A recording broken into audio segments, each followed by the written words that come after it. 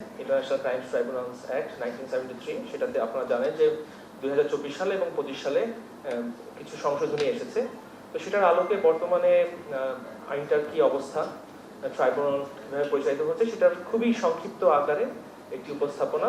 এখানে কিছু বিষয়ে আমরা বলার চেষ্টা করব, আর হয়তো সব বিষয়ে এখানে আজকে আলোচনা হয়তো করা সম্ভব না, কিন্তু পরবর্তীতে আমাদের এখানে কোশ্চেন অ্যান্ড অ্যান্সার সেশন আছে, সেখানে যদি আপনারা প্রশ্নগুলি উত্থাপন করেন সেই ভিত্তিতে আমাদের অন্যান্য সিনিয়র লার্নেড প্রসিকিউটররা আছেন, ওনারা আপনাদেরকে অ্যান্সার দিবেন এবং সেভাবে হয়তো আমরা এটা পুরো অবস্থাটা কি ট্রাইব্যুনালে সেটা বুঝতে পারবো। আমি এখন প্রেজেন্টেশনটা একটু ওপেন করছি।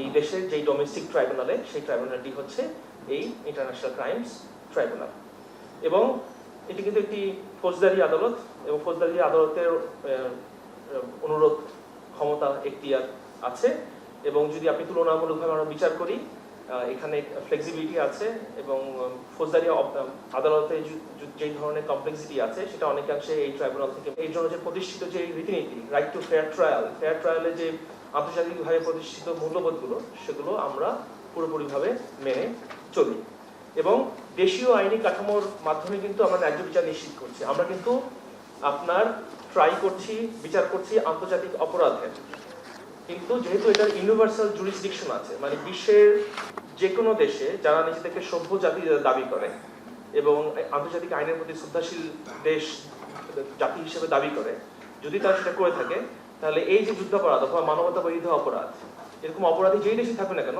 এটা তাদের এক ধরনের নৈতিক এবং কাস্টমারি ইন্টারন্যাশনাল ল, আন্তর্জাতিক যে আইন আছে, যেটা প্রথাগত আন্তর্জাতিক আইন, সেটার মাধ্যমে একটি নীতি প্রতিষ্ঠিত হয়েছে যে তাদেরকে আমরা বিচার করবো, এবং সেই বিচারটা হতে হবে একটি দেশীয় ট্রাইব্যুনালের মাধ্যমে।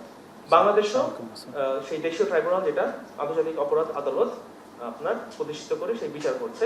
তো আমরা আসলে দেশীয় ট্রাইব্যুনালে ইন্টারন্যাশনাল রেকগনাইজড যে অপরাধগুলো আছে সেগুলোর বিচার করছি। সাধারণ জনগণ আসলে মনে করে যে আমরা কি একটা ইন্টারন্যাশনাল কোর্ট কিনা, না, আমরা আসলে ডোমেস্টিক ট্রাইব্যুনাল।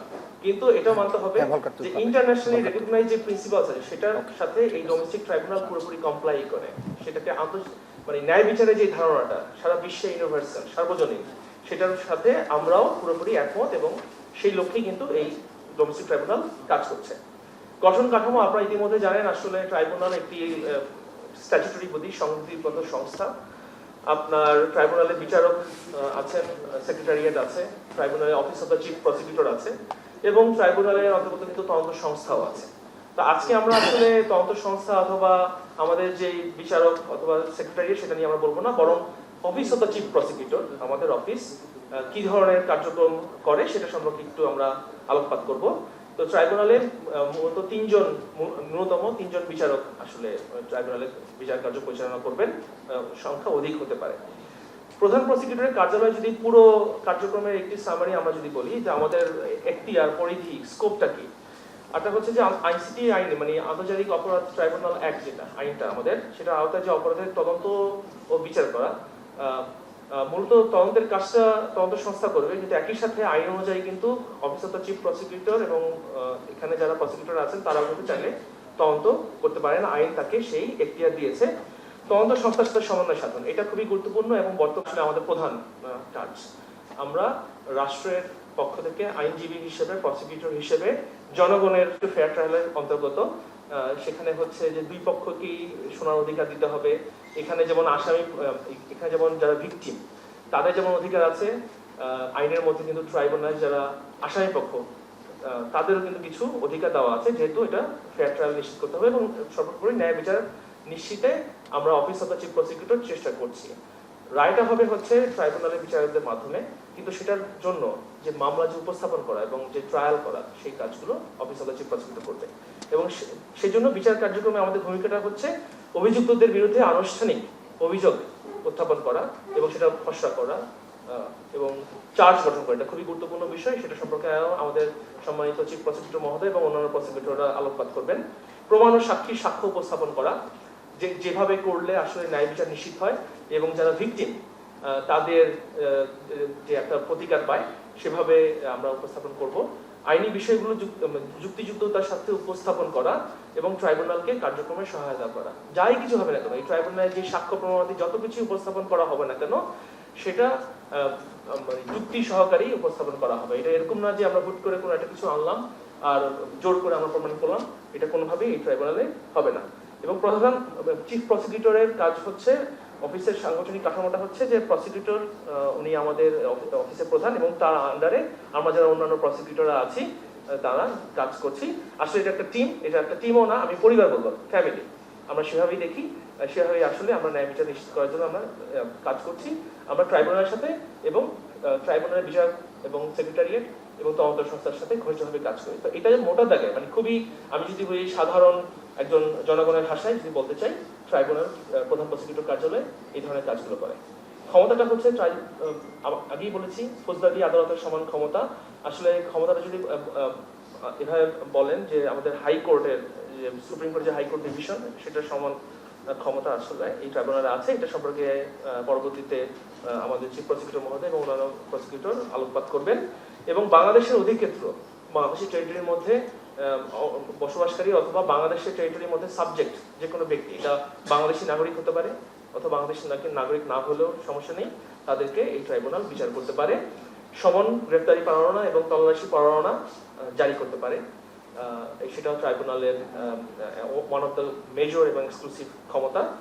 আর হচ্ছে শাস্তি প্রদান করতে পারে। এবং এটা মনে রাখতে হবে যে ট্রাইব্যুনালে যখন এই মানবতা বিরোধী অপরাধ অথবা ওয়ার ক্রাইমস এই সংক্রান্ত বিষয়ে যখন সমন, গ্রেফতারি পরোয়ানা, তল্লাশি পরোয়ানা জারি হবে, শাস্তি প্রদান করা হবে, এই সংক্রান্ত আর কোনো প্রসিডিংস অন্য কোনো আদালতে আসলে চলবে না, যেহেতু এটা এক্সক্লুসিভ জুরিসডিকশন, এই ট্রাইব্যুনালেরই একদম ক্ষমতা আছে।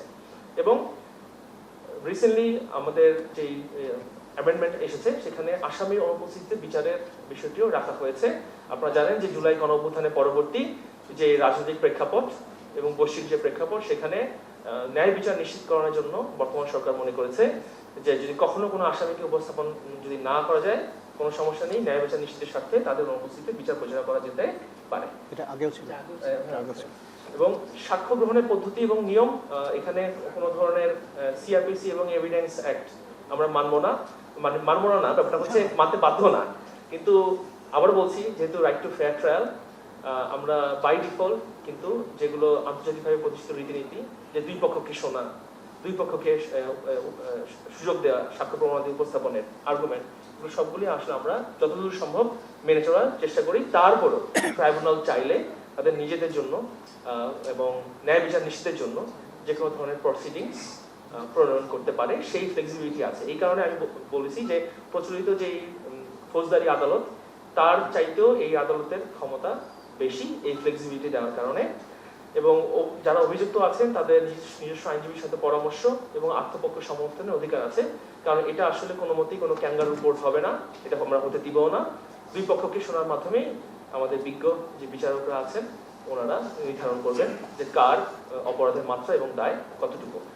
সাজা এবং আপিল, ট্রাইব্যুনালের সাজা আসলে মৃত্যুদণ্ড অথবা অপরাধের গভীরতা বিবেচনা করে আদালত যদি মনে করে যে প্রপোর্শনালি, সমানুপাতিক হারে অন্যান্য যে কোনো ধরনের শাস্তি দেওয়া প্রয়োজন, আদালত চাইলে দিতে পারে। এটাও ট্রাইব্যুনালকে ফ্লেক্সিবিলিটি দেওয়া হয়েছে, অবাধ ক্ষমতা দেওয়া হয়েছে।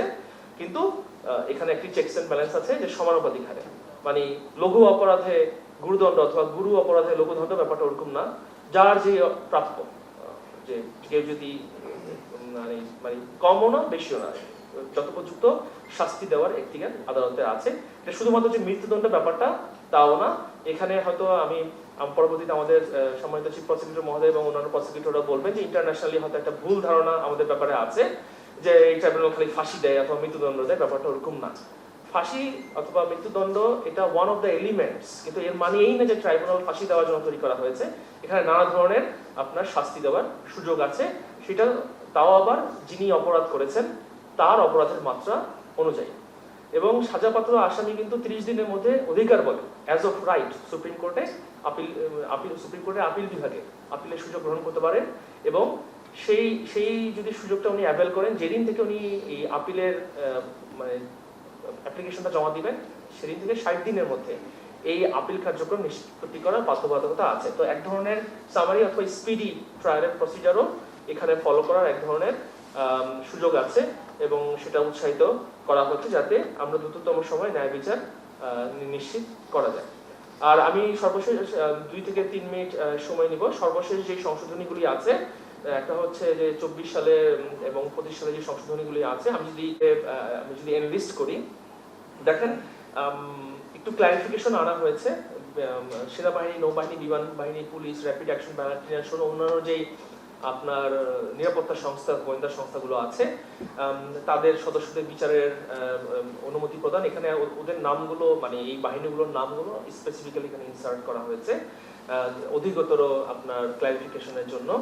এবং হচ্ছে আরেকটা খুব গুরুত্বপূর্ণ বিষয় ইনসার্ট করা হয়েছে, নির্যাতন ও জোরপূর্বক আটক থেকে, মানে অথবা মনে করেন যে আরবিট্রারি অ্যারেস্ট যদি কাউকে মানে করা যাবে না, এখানে যিনি অভিযুক্ত অথবা আটক ব্যক্তিদের সুরক্ষা প্রদান করার বিষয় আছে এবং 24 ঘন্টার মধ্যে ট্রাইব্যুনালে হাজির করার বাধ্যবাধকতা আছে। কারণ আমরা বারবার বলছি, যদিও এই ট্রাইব্যুনাল প্রচলিত যে এভিডেন্স অ্যাক্ট অথবা সিআরপিসি নিয়ম মানতে বাধ্য না, কিন্তু আন্তর্জাতিকভাবে প্রতিষ্ঠিত রীতিনীতির প্রতি সম্মান রেখেই কিন্তু এই ধরনের যে ইন্টারন্যাশনাল প্র্যাকটিস, যে রাইট টু ফেয়ার ট্রায়ালের যে প্রিন্সিপালগুলো আছে, এই ট্রাইব্যুনালে ফলো করা হয়। তারপরে হচ্ছে আরেকটা গুরুত্বপূর্ণ আইন আছে বাংলাদেশে, যে হেফাজতে নির্যাতন ও হেফাজতে মৃত্যু নিবারণ আইন 2013 সালের। এখানেও এই বলেও যারা অভিযুক্ত আছে তাদের সুরক্ষার প্রদান করা হয়েছে। এটাও এই ট্রাইব্যুনালের কমিটমেন্টকে নির্দেশ করে যে এখানে কোনো ধরনের আইন বহির্ভূতভাবে কোনো ধরনের ট্রিটমেন্ট ইভেন অভিযুক্তদেরকেও করা হবে না। ভিকটিমের জন্য ক্ষতিপূরণের ব্যবস্থা, এটা নতুন সংযোজন। ট্রাইব্যুনাল চাইলে যিনি ভিকটিম তার জন্য একটা ন্যায়পরায়ণতা নীতি অনুসারে ক্ষতিপূরণের ব্যবস্থা দিতে পারে, মানে আদেশ দিতে পারে। আর হচ্ছে আন্তর্জাতিকভাবে স্বীকৃত যে নীতি আছে সেগুলো এবং মানবাধিকারের যে প্রিন্সিপালগুলো আছে সেগুলো লঙ্ঘন করে কোনো ধরনের এভিডেন্স যদি কালেক্ট করা হয়, সেগুলো সাক্ষ্য হিসেবে মানে আদালতে উপস্থাপন হবে না।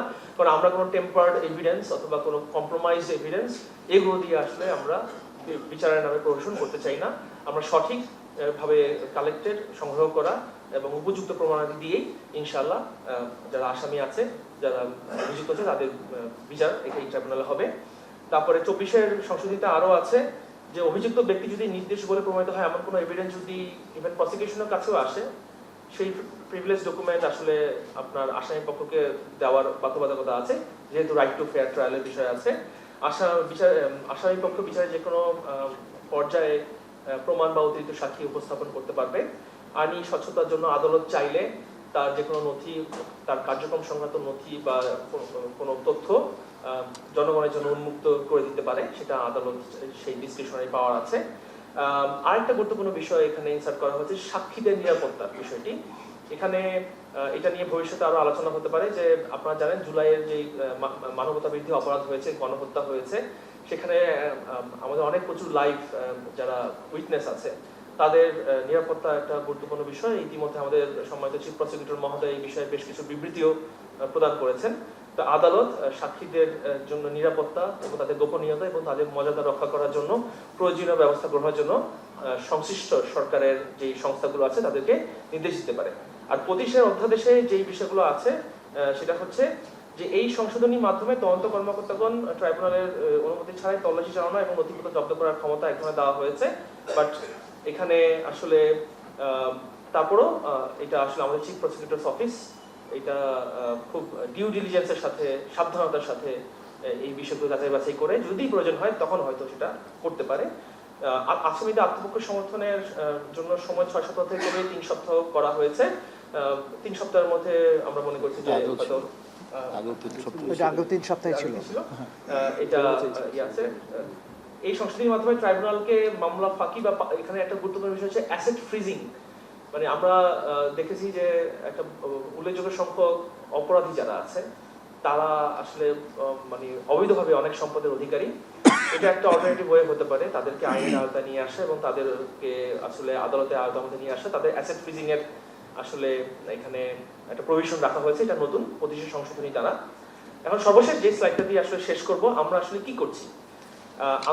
ইন্টারন্যাশনাল ক্রাইমস যখন বলি, ইন্টারন্যাশনাল ক্রাইমস এর আসলে সংজ্ঞাটা কি, যেখানে লিস্ট আপনারা দেখতে পাচ্ছেন যে মানবতা বিরোধী অপরাধ, ইন্টারন্যাশনাল পিসের এগেইনস্টে যে ধরনের অপরাধ আছে, গণহত্যা, যুদ্ধাপরাধ, জেনেভা কনভেনশনস এর ভায়োলেশন, তারপরে আন্তর্জাতিক অন্যান্য যে আইনগুলো সেগুলোর অধীনে কোনো অপরাধ, সেটার সাথে জড়িত থাকা, চেষ্টা করা, ষড়যন্ত্র করা, এগুলোর সাথে কেউ থাকে তাকে এই আইনের আওতায় আনা হবে।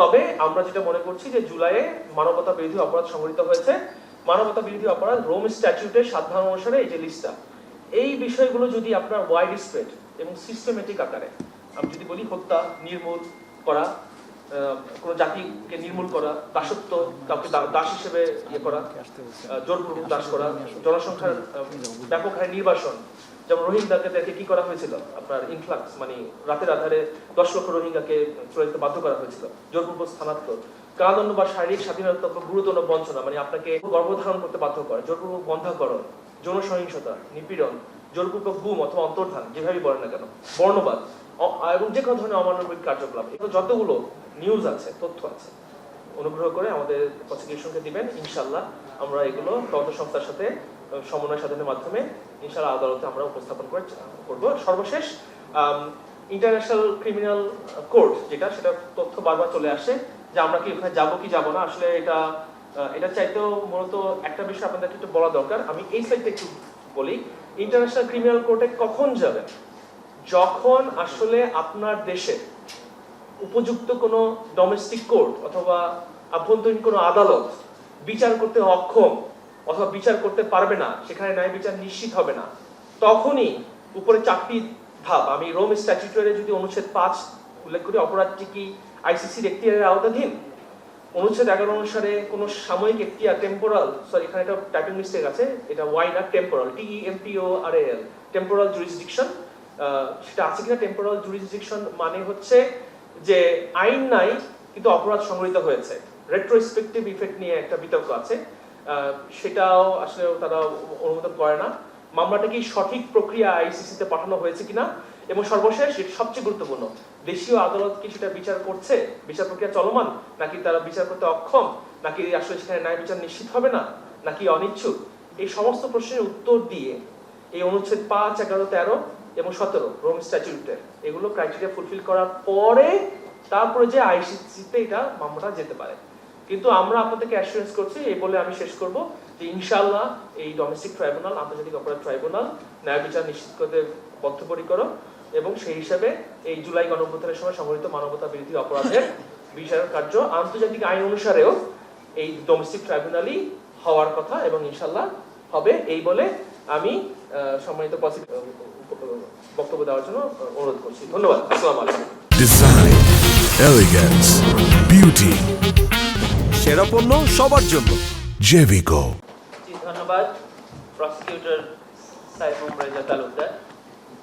তিনি একজন প্রসিকিউটর, সাথে সাথে উনি একজন বিশ্ববিদ্যালয়ের এডিশনাল অ্যাটর্নি জেনারেল স্ট্যাটাসের প্রসিকিউটর জনাব আব্দুস সোবহান তরফদার স্যার। উপস্থিত আছেন এডিশনাল অ্যাটর্নি জেনারেল স্ট্যাটাসের প্রসিকিউটর আমাদের মোহাম্মদ মিজান। আপনারা প্রায়শই বলেন যে 2 বছর পর কিন্তু একটা রায়ের জন্য আসছিল, এবং সেই ক্ষেত্রে যে একটা বড় সময়ের গ্যাপ ছিল তাদের, এবং তারা অনেক গ্যাপস এভিডেন্সের নামে অনেক কিছু করেছে। আমাদের কাছে প্রচুর হার্ড এভিডেন্স আছে, সেই ক্ষেত্রে সবার প্রত্যাশা হচ্ছে আরো অনেক বেশি স্পিডি একটা ট্রায়াল তারা দেখছে।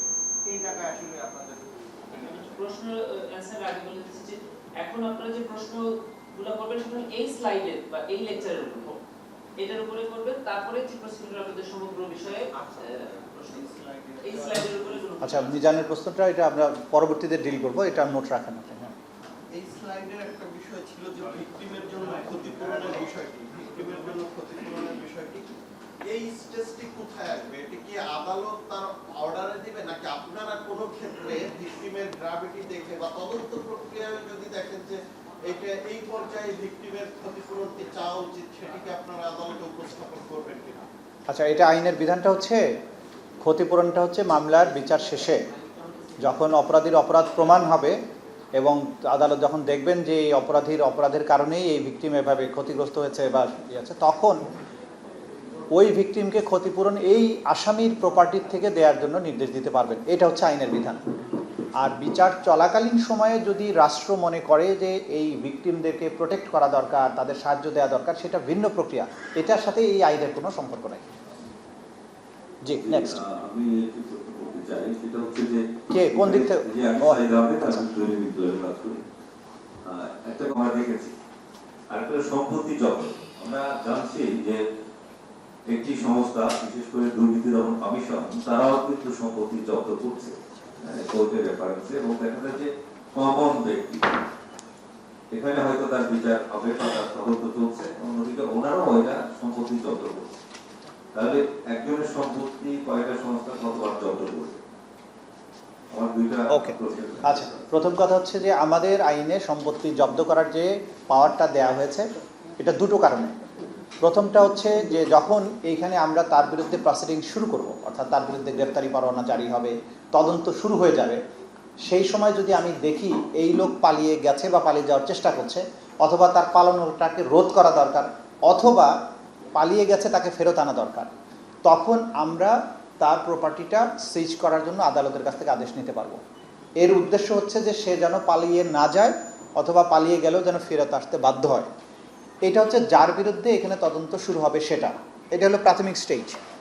দ্বিতীয় স্টেজটা হচ্ছে বিচারে যখন তার বিরুদ্ধে অপরাধ প্রমাণিত হয়ে যাবে, তখন তার এই প্রপার্টিটা কনফিসকেট করা, যদি সে না থাকে অথবা থাকে, তার প্রপার্টিটা কনফিসকেট করা এবং করে সেটা ভিকটিম পরিবারকে দেওয়া অথবা রাষ্ট্রের অনুকূলে বাজেয়াপ্ত করার এইসব আদেশ ট্রাইব্যুনাল দিতে পারবেন। সুতরাং এটা পিওরলি আমাদের এই বিচার যখন শুরু হবে বা আমাদের তদন্তের মধ্যে যিনি আসবেন তার ব্যাপারে এটা প্রযোজ্য হবে। সাধারণভাবে গোটা বাংলাদেশ জুড়ে বিগত রেজিমের লোকেরা, তারা একেবারে বাসার কাজের লোক থেকে শুরু করে প্রাইম মিনিস্টার পর্যন্ত, তারা হাজারো কোটি টাকার অবৈধ সম্পদ অর্জন করেছেন, মানে মানুষের কাছ থেকে লুটপাট করেছেন। তাদের ব্যাপারে রাষ্ট্রের যত সংস্থা আছে তারা এই সম্পত্তি উদ্ধার, সেটাকে বাজেয়াপ্ত করা, দুর্নীতি দমন কমিশনের মাধ্যমে বিচার করা, সেটা চলমান থাকবে। তার সাথে আমাদের কোনো কনফ্লিক্ট নাই। যদি এমন হয় যে ট্রাইব্যুনালের পক্ষ থেকে সম্পত্তি বাজেয়াপ্তকরণের আদেশ দেয়া হয়েছে, একই সাথে দুদকও সেখানে মামলা শুরু করেছে, তখন সেটা কিভাবে আমরা ডিল করব, এই প্রশ্নটা তখন আমাদের আদালতের উপস্থাপন সাপেক্ষে সেটা আমরা ডিল করব। এই মুহূর্তে এই জটিলতা আমাদের সামনে নেই। যদি এরকম কিছু হয় তখন আমরা সেটা ডিল করব। এই ব্যাপারে আমার মনে হয় না কোনো সমস্যা তৈরি হবে।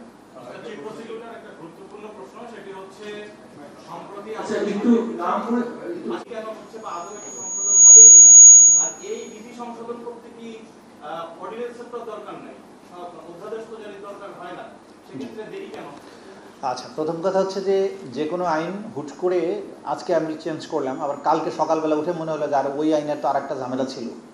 তো আমরা প্রতিদিন সংশোধনের জন্য না গিয়ে যতগুলো সংশোধন দরকার একবারে করার ব্যাপারে আমরা মত দিয়েছি এবং সেটা ম্যাচিউর স্টেজে আছে। এটা হয়তো এই সপ্তাহে না হলে আগামী সপ্তাহে হয়ে যাবে বলে আমরা আশা করছি। এটা যেহেতু ট্রাইব্যুনাল করবেন, মানে ট্রাইব্যুনালের 3 জন বিচারকের এখতিয়ার, তারা এটা করার আগে প্রসিকিউশনের সাথেও আলোচনা করেছেন।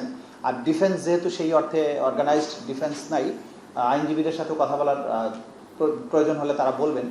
তো বেসিকলি এই যে আইন অনুযায়ী আমাদের বিচার প্রক্রিয়াকে স্মুথ করার জন্য যে সমস্ত জায়গায় নেসেসারি অ্যামেন্ডমেন্ট দরকার, সেগুলোকে একসাথে আইডেন্টিফাই করে রুলস অফ প্রসিডিওর অ্যামেন্ডমেন্ট হবে এবং এটার জন্য কোনো অর্ডিন্যান্স জারির প্রয়োজন হবে না। ট্রাইব্যুনাল এটা ডিসিশন নেওয়ার পরে এটা প্রজ্ঞাপন আকারে প্রকাশ হলেই এটা আইনে পরিণত হবে। সেটার প্রক্রিয়া চলছে, 1 সপ্তাহের মধ্যে আশা করছি হয়ে যাবে। Thank you. জি, আর কারো বলেন।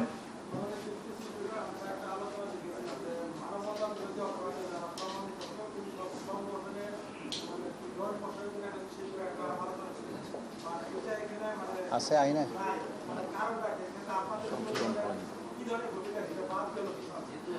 আইনে কি থাকবে কি থাকবে না এটার জবাব প্রসিকিউশন দিতে পারে না। আইন প্রণয়নের ক্ষমতা আইন বিভাগের, অর্থাৎ রাষ্ট্রের। সুতরাং এইটা যারা নীতি নির্ধারক, রাষ্ট্রের পলিসি মেকার, তারা ডিসিশন নিয়ে মনে করেছেন যে এটা রাখবেন না, তো আমরা এটা বলতে পারি না। আমরা এরপরেও রাষ্ট্র বিবেচনা করতে পারে, দরকার হতে পারে দলের বিচারের জন্য যদি আরও কোনো কিছু অ্যাড করতে চান সেটা করতে পারে। এটা পলিসি মেকার যারা, তারা করবেন, আমরা এটা বলতে পারবো না। আমাদেরকে যে আইন দেয়া হয়েছে সেই আইন অনুযায়ী বিচারটা করতে হবে এবং এই যতটুকু আছে আইনে সেটার মধ্যে যদি কোনো বিচার কার্যের সমস্যা তৈরি হয় বা জেনুইন কোনো নেসেসিটি আসে যে এই আইনটা এরকম না হলে আমাদের কাজের সমস্যা হচ্ছে, সেইটা আমরা উপস্থাপন করলে সরকার সেই অনুযায়ী হয়তো ব্যবস্থা নেন। কিন্তু পলিসি ম্যাটারের ক্ষেত্রে চিফ প্রসিকিউটরের কার্যালয় রাষ্ট্রকে ইনফ্লুয়েন্স করতে পারে না বা করা উচিত না। Thank you. জি,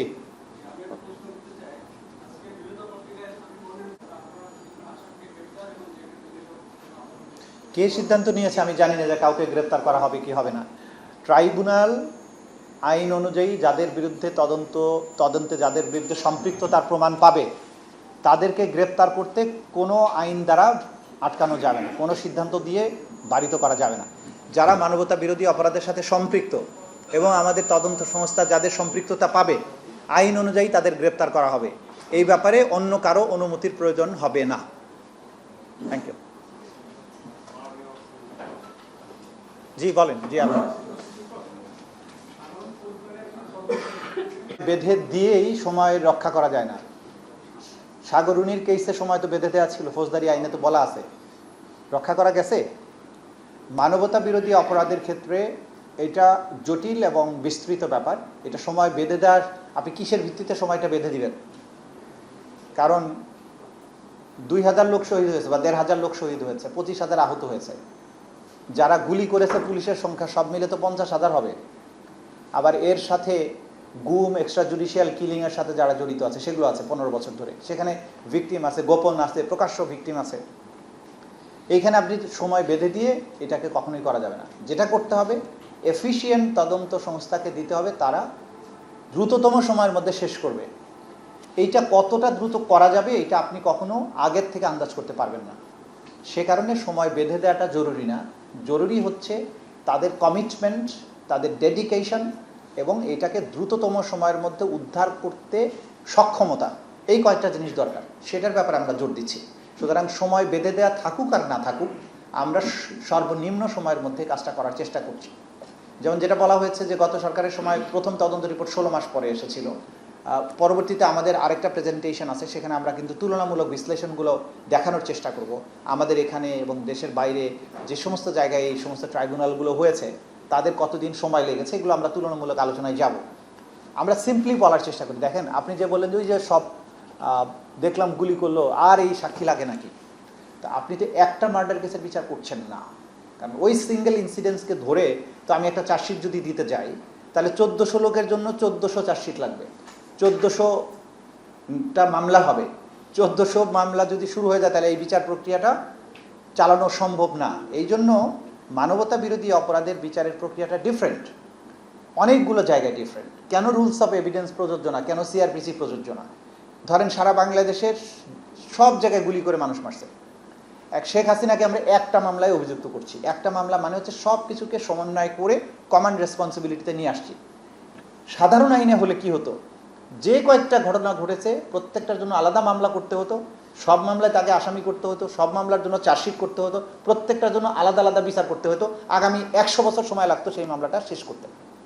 কিন্তু এইটা যখন গণহত্যা হয় যে কোনো রাষ্ট্রে, দুনিয়ার বিভিন্ন প্রান্তে যেগুলো হয়েছে, গণহত্যা, মানবতা বিরোধী অপরাধ, যুদ্ধাপরাধ, সেখানে কিন্তু বিচারের ধারাটা এই কারণেই পরিবর্তিত। এখন আমি ইমাম হাসান তাইমেরটা দেখেছি যে একজনে গুলি করেছে, আইডেন্টিফাই হয়েছে।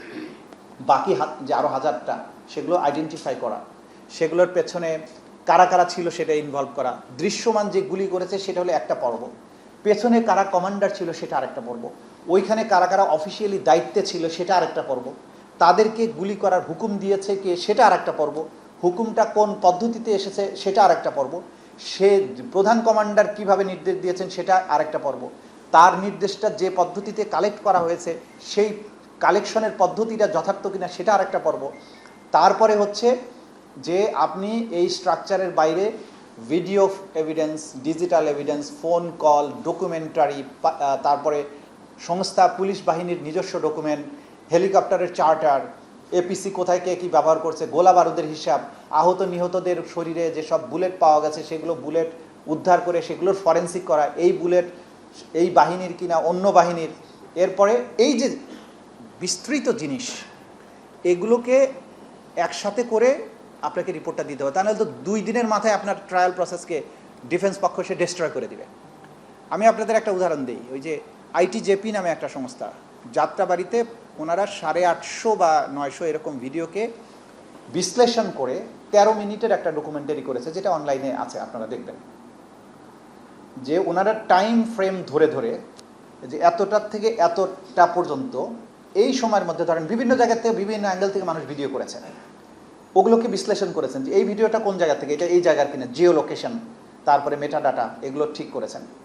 যে ক্রমানুসারে যে কিভাবে শুরু হলো আন্দোলনটা, এই দিক থেকে অমুক আগে গেল, ওই দিক থেকে কে রেসপন্স করলো, তারপরে একটা সাউন্ড গ্রেনেড মারলো, তারপরে জিনিসটা আরও বেড়ে গেল, এরপরে বের হয়ে ক্রমান্বয়ে গুলি করে মারল না। এইটার জন্য 800 ভিডিও আছে বিভিন্ন অ্যাঙ্গেল থেকে, কিন্তু এই 800 ভিডিওকে 13 মিনিটের একটা ডকুমেন্টারিতে রূপান্তরিত করতে তাদের সময় লেগেছে 5 মাস। তাহলে আপনি একটা সেগমেন্টের ঘটনার বিবরণ তৈরি করতে 5 মাস সময় লেগেছে, ওরা ইন্টারন্যাশনালি এক্সপার্ট। সেখানে আমার 56,000 বর্গমাইলে কত হাজার ইনসিডেন্টস, এগুলোর ভিডিও ফুটেজকে যদি ওই স্ট্যান্ডার্ড করে আমাদের করতে হয়, অন্য তদন্তের কথা বাদ দেন, শুধু ভিডিওটাই যদি করতে দেওয়া হয় কতদিন সময় লাগে, এগুলো মাথায় রাখতে হয় আমাদেরকে, রেখে আমাদেরকে এই ডকুমেন্টগুলো তৈরি করতে হয়। সে কারণে তদন্তের জন্য সময়সীমা বেঁধে দেওয়াটা যুক্তিসঙ্গত নয়। Thank you. অন্য আইন বিশেষজ্ঞরা বলছেন যে এই যে যেটা আমরা দেখছি যে গত স্বরাষ্ট্রমন্ত্রী আসাদুজ্জামান খান কামালকে অ্যাপিলেট ডিভিশনে এই ট্রাইব্যুনালের কোনো আদেশের বিরুদ্ধে এবং 60 দিনের মধ্যে যেটা নিষ্পত্তির বিষয়টি, মানবতা বিরোধী অপরাধের সাথে অভিযুক্ত ব্যক্তিরা কিংবা জড়িত ব্যক্তিরা তাদের কোনো ব্যক্তি আর অন্য সাধারণ নাগরিকের মধ্যে এই অধিকারগুলো আছে, সেই অধিকারগুলো তারা পায় না, সেক্ষেত্রে তারা এই সুবিধাটা কেন পায় না? একটু শুনেন, বিচার প্রথম কথা আছে কমন রেসপন্সিবিলিটি এক ভিডিও থেকেই প্রমাণ করা যেতে হয়তো পাবে যায়। আগে ট্রাইব্যুনাল যে স্ট্যান্ডার্ড অফ প্রুভিং ফলো করেছে, আমরা অবশ্যই তাদের সেই স্ট্যান্ডার্ডকে ফলো করব না। তারা বহু মিথ্যা কথা বলেছে, সাক্ষ্য বানিয়েছে, যা তা করেছে, আমরা সেটার দিকে যাচ্ছি না। আমরা জাতীয় আন্তর্জাতিকভাবে র্যাশনালি মামলা প্রমাণের যে স্ট্যান্ডার্ড থাকা উচিত, সেই স্ট্যান্ডার্ড ফলো করেই অপরাধ প্রমাণ করব। যাত্রাবাড়ির ওই যে এক গুলি করি মরে একটাই যায়, বাকিটি যায় না, it is a very important document, কিন্তু শুধু ওইটার উপরে আমরা ডিপেন্ড করছি না, তার পেছনে আরও অজস্র প্রমাণকে কানেক্ট করে একেবারে ইহদিনা সিরাতুল মুস্তাকিমের মতো আমরা দেখাবো, যে কেউ দেখে বুঝবে যে হ্যাঁ এইটার থেকে এই পদ্ধতিতে এই কাজটা হয়েছে, যাতে করে জাতীয় আন্তর্জাতিকভাবে কোথাও কোনো প্রশ্ন তোলার সুযোগ তারা না পায়। কারণ একটা জিনিসে আমরা বিশ্বাস করি যে ট্রুথ, এটার একটা আলাদা শক্তি আছে, সত্য ঘটনার একটা আলাদা শক্তি আছে। আমরা যা কিছু নিয়ে আসছি সেগুলো জাজল্যমান সত্য ঘটনা এবং অপরাধ, এটাকে আমরা প্রমাণ করতে সক্ষম হব। এক বিন্দু মিথ্যা অথবা বাইপাস করে কোনো কিছু করার প্রয়োজন আমাদের হবে না। সুতরাং আমরা হাইয়েস্ট লেভেলের, হাইয়েস্ট স্ট্যান্ডার্ডের এভিডেন্স দিয়ে এটা প্রমাণ করব।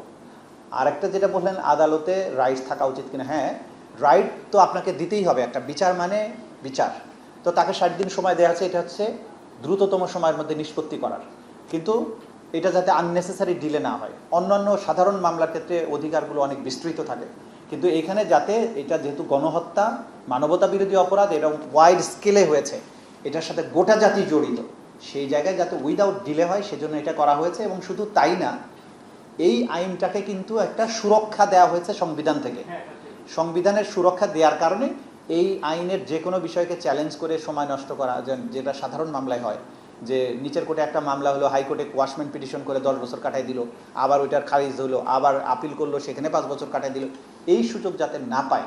এটা যেহেতু জাতীয় ইস্যু, গোটা জাতি এর সাথে ইনভলভ, এটার অপরাধের রিকারেন্স যাতে কখনো না হয়, সেই কারণে এটাকে টাইম দিয়ে লিমিট করা হয়েছে এবং সেটাকে সংবিধান দ্বারা প্রোটেকশন দেওয়া হয়েছে।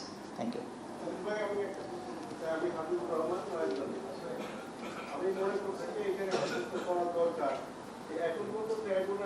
ভোটারদাকে যে প্রেজেন্টেশনটা দিলাম আপনাদেরকে বোঝানোর জন্য যে আইনটা কেমন, এখন আমাদের দ্বিতীয় যে প্রেজেন্টেশনটা হচ্ছে যে আমরা এই নিয়োগপ্রাপ্ত হওয়ার পরে এই গত কয়েক মাসে আমাদের এই তদন্ত সংস্থা, প্রসিকিউশন এবং ট্রাইব্যুনালের কি অগ্রগতি হয়েছে, এইটার ব্যাপারে একটা সংক্ষিপ্ত প্রেজেন্টেশন আমরা দিচ্ছি। এটা তৈরি করেছেন আমাদের প্রসিকিউটর শায়েক মাহাদি, উনি ব্যক্তিগত কারণে আজকে বাইরে আছেন। প্রসিকিউটর গাজী তামিম এটা প্রেজেন্ট করবেন। সাইমুমের প্রেজেন্টেশনে এখানে অনেক ইনফরমেশন চলে এসেছে, আমরা আইনের দিকে আর যাব না, আমরা মূলত এই ট্রাইব্যুনালের দেখাবো। এখানে এই যে বিষয়টা আছে, এটি চলে আসছে যে আইন এবং পড়ে যাও এটা করবো, হ্যাঁ পড়ে যাও, এক ঝলক পড়ে যাও। আইন ও বিধি সংশোধন এবং আধুনিকায়ন। আন্তর্জাতিক অপরাধ ট্রাইব্যুনালস আইন 1973-কে যুগোপযোগী করে ঢেলে সাজানো হয়েছে। গুরুত্বপূর্ণ যে সকল সংশোধন আনা হয়েছে তার মধ্যে রয়েছে, এটা মনে হয় চলে আসছে, ঠিক আছে, যাও নেক্সটে যাও। এখন এখানে আমি ছোট্ট করে যে কিভাবে এখানে একটা মামলা হয় সেটা একটু আপনাদের জানাতে চাই। তদন্ত ও বিচার প্রক্রিয়া। অভিযোগ যে কোনো ভুক্তভোগী তদন্ত সংস্থা কিংবা চিফ প্রসিকিউটর বরাবর অভিযোগ দাখিল করতে পারেন। চিফ প্রসিকিউটরের কাছে দাখিলকৃত অভিযোগসমূহ পরবর্তীতে তদন্ত সংস্থায় ফরওয়ার্ড করে দেওয়া হয়। ভুক্তভোগীদের থেকে প্রাপ্ত অভিযোগ ট্রাইব্যুনালের তদন্ত সংস্থা প্রাথমিকভাবে যাচাই বাছাই করে তদন্ত কার্যক্রম শুরু করেন। তদন্ত কর্মকর্তা তার তদন্তের প্রেক্ষিতে আসামি গ্রেফতার করতে ওয়ারেন্ট চাইতে পারেন, গ্রেফতারকৃত আসামিদের জিজ্ঞাসাবাদ করার অনুমতি চাইতে পারেন, সাক্ষ্য প্রমাণ সংরক্ষণ বা পরীক্ষা নিরীক্ষার জন্য অনুমতি চাইতে পারেন এবং এই ক্ষেত্রে ট্রাইব্যুনালে একটি মিস কেস চালু হয়, যেটি এখন আমাদের ট্রাইব্যুনালে চলছে, যে 22টি মিস কেসের অধীনে। তদন্ত সম্পন্ন হওয়ার পরে আইও চিফ প্রসিকিউটর বরাবর তদন্ত প্রতিবেদন দাখিল করেন। তদন্ত প্রতিবেদন হাতে পাওয়ার পর চিফ প্রসিকিউটর ফরমাল চার্জ প্রস্তুত করেন এবং তা ট্রাইব্যুনালে সাবমিট করেন ওই তদন্ত প্রতিবেদনের আলোকে। এই যে চিফ প্রসিকিউটর ফরমাল চার্জ দাখিল করেন, এটাই হলো চিফ প্রসিকিউটর বাদী হয়ে ট্রাইব্যুনালে মামলা দাখিল করলেন, শুরু হলো ট্রাইব্যুনালে মামলা। আর এর আগ পর্যন্ত যেটা হয়েছে সেটা বিহিত মামলা, মিস কেস। ট্রাইব্যুনাল হলো প্রসিকিউশন ওপেনিং স্টেটমেন্টের মাধ্যমে মূল কার্যক্রম শুরু হয়, সেটা হলো চার্জ ফ্রেমিং এর পরে। তদন্ত এবং বিচারিক কার্যক্রমে প্রয়োজনীয় সময় তুলনামূলক পর্যালোচনা। এটা ঠান্ডা মাথায় বলো। Special court of Sierra Leone, যেটি হয়েছিল ইউএন ব্যাকড, জানুয়ারি 2002-এ এই আদালতটি প্রতিষ্ঠিত হয়। 11 বছর পর ডিসেম্বর 2013 এই বিচারিক কার্যক্রম সমাপ্তি ঘটে। এই ট্রাইব্যুনালে সর্বমোট 23 জন ব্যক্তির বিরুদ্ধে অভিযোগ গঠন করা হয়। টোটাল 11 বছরে 23 জন বিরুদ্ধে। এর মধ্যে 16 জনের সাজা হয়, 3 জন খালাস পায়, 1 জন এখনো পলাতক, বাকিদের বিরুদ্ধে বিভিন্ন কারণের প্রসিডিংস শেষ হয়নি, হয় তারা মারা গিয়েছে, না হলে কোর্ট ট্রান্সফার হয়েছে। টোটাল 11 বছরে তারা 23 জনের বিচার করেছে। এই ট্রাইব্যুনালে প্রথম অভিযোগপত্র দাখিল হয় 2003 সালে অ্যালেক্স ব্রাইমা।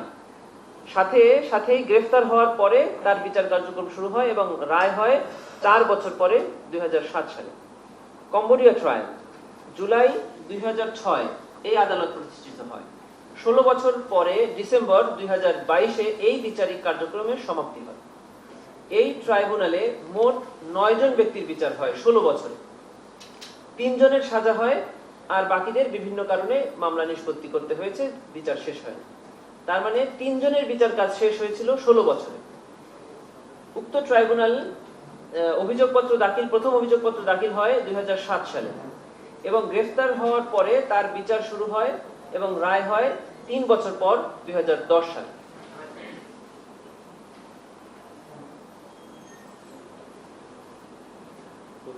ওই যে নিচে আরোতে যাও। তদন্ত সেনেগাল। হ্যাঁ, এবার সেনেগাল আফ্রিকান রাষ্ট্র চাঁদ হবে আর কি, স্বাদ উচ্চারণ স্বাদ, ঠিক আছে। এবং স্বৈরাচারী শাসক হিসেবে হিব্রের মানবতা বিরোধী অপরাধের বিচারের জন্য 2012 সালে এই আদালতটি গঠন করা হয়। আফ্রিকান ইউনিয়নের মধ্যকার চুক্তির মাধ্যমে সেনেগালে প্রতিষ্ঠিত হয় এক্সট্রাঅর্ডিনারি আফ্রিকান চেম্বার্স। জুলাই 2015-তে হিসেন হিব্রের বিচার শুরু হয় এবং এপ্রিল 2017 সালে তাকে দোষী সাব্যস্ত করে আদালতে রায় দেয়। এবার আইসিসি, যেটির কথা আমরা বারবার বলছি, 1998 সালে রোম স্ট্যাটিউটের মাধ্যমে প্রতিষ্ঠিত হয় এই আদালত। এ যাবৎ সর্বমোট 69 জনের বিরুদ্ধে অভিযোগ গঠন করা হয়েছে। এর মধ্যে 1998 থেকে এ পর্যন্ত 10 জনের সাজা হয়েছে, 4 জন খালাস পেয়েছে, 20 জনের কে বিভিন্ন কারণে তাদের প্রসিডিংস অ্যাভেট হয়েছে, মৃত্যু বা আদালত স্থানান্তর বিভিন্ন কারণে। এছাড়া বর্তমানে আইসিসিতে 4 জনের বিচার চলমান এবং 1 জনের বিচার প্রিট্রায়াল, মানে আমাদের এখানে যে ইনভেস্টিগেশন স্টেজে আছে। বাকি 30 জন আসামি পলাতক আছে, আর আইসিসিতে পলাতক থাকলে তাদের বিচার করে না, তাদের আইন এটা মানে। তো এই আইসিসি 1998 থেকে এ পর্যন্ত 10 জনের প্রসিডিংস করেছে। আইসিটি ইউগোস্লাভিয়া, আইসিটি-ওয়াই মে 1993-এ এই আদালত প্রতিষ্ঠিত হয়। 24 বছর পর 2017 সালে এর বিচারিক কার্যক্রমের সমাপ্তি হয়। এই ট্রাইব্যুনালে সর্বমোট 161 জনের বিচারের ব্যক্তির বিরুদ্ধে অভিযোগ গঠন করা হয়, যাদের মধ্যে 93 জনের সাজা হয়, 18 জন খালাস পায়, আর 50 জনের বিচার বিভিন্ন কারণে নিষ্পত্তি হয়নি।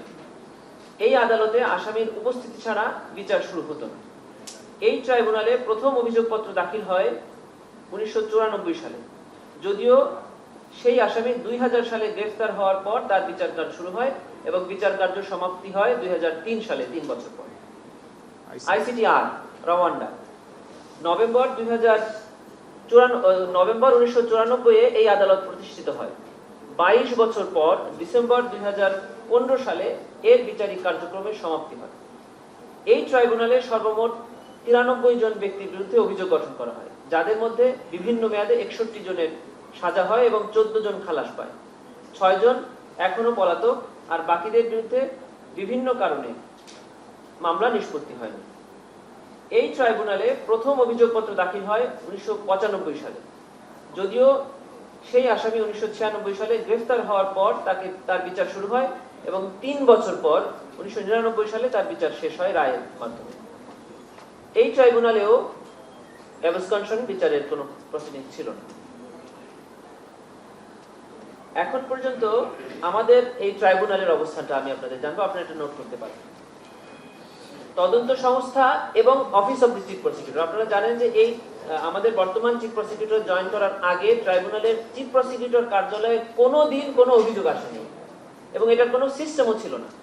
আমরা দেখেছি ট্রাইব্যুনালে কয়েকটা অ্যাপ্লিকেশন ফাইল হয়েছে, এটা আউটরেট টেক ব্যাক করে দেওয়া হয়েছে যে এখানে সিস্টেম নাই। একমাত্র সিস্টেম হলো তদন্ত সংস্থায় অভিযোগ দাখিল করা এই এতদিন, এবং কে দাখিল করলো, কি দাখিল করলো, সেটি আদৌ কোন স্টেজে গেল, এর কোনো তথ্য আমরা কেউ জানতাম না। ইভেন যিনি কমপ্লেনেন্ট তিনিও জানতেন। আমরা আপনাদের কাছে এই প্রথম এটি ওপেন করেছি যে চিফ প্রসিকিউটরের কার্যালয়ে এই অভিযোগ গ্রহণ করতে পারবে। এখন পর্যন্ত এই দুই সংস্থা মিলে অভিযোগ প্রাপ্ত হয়েছে 330টি। আজকে পর্যন্ত এটা 9টা অ্যাড হয়েছে, 339।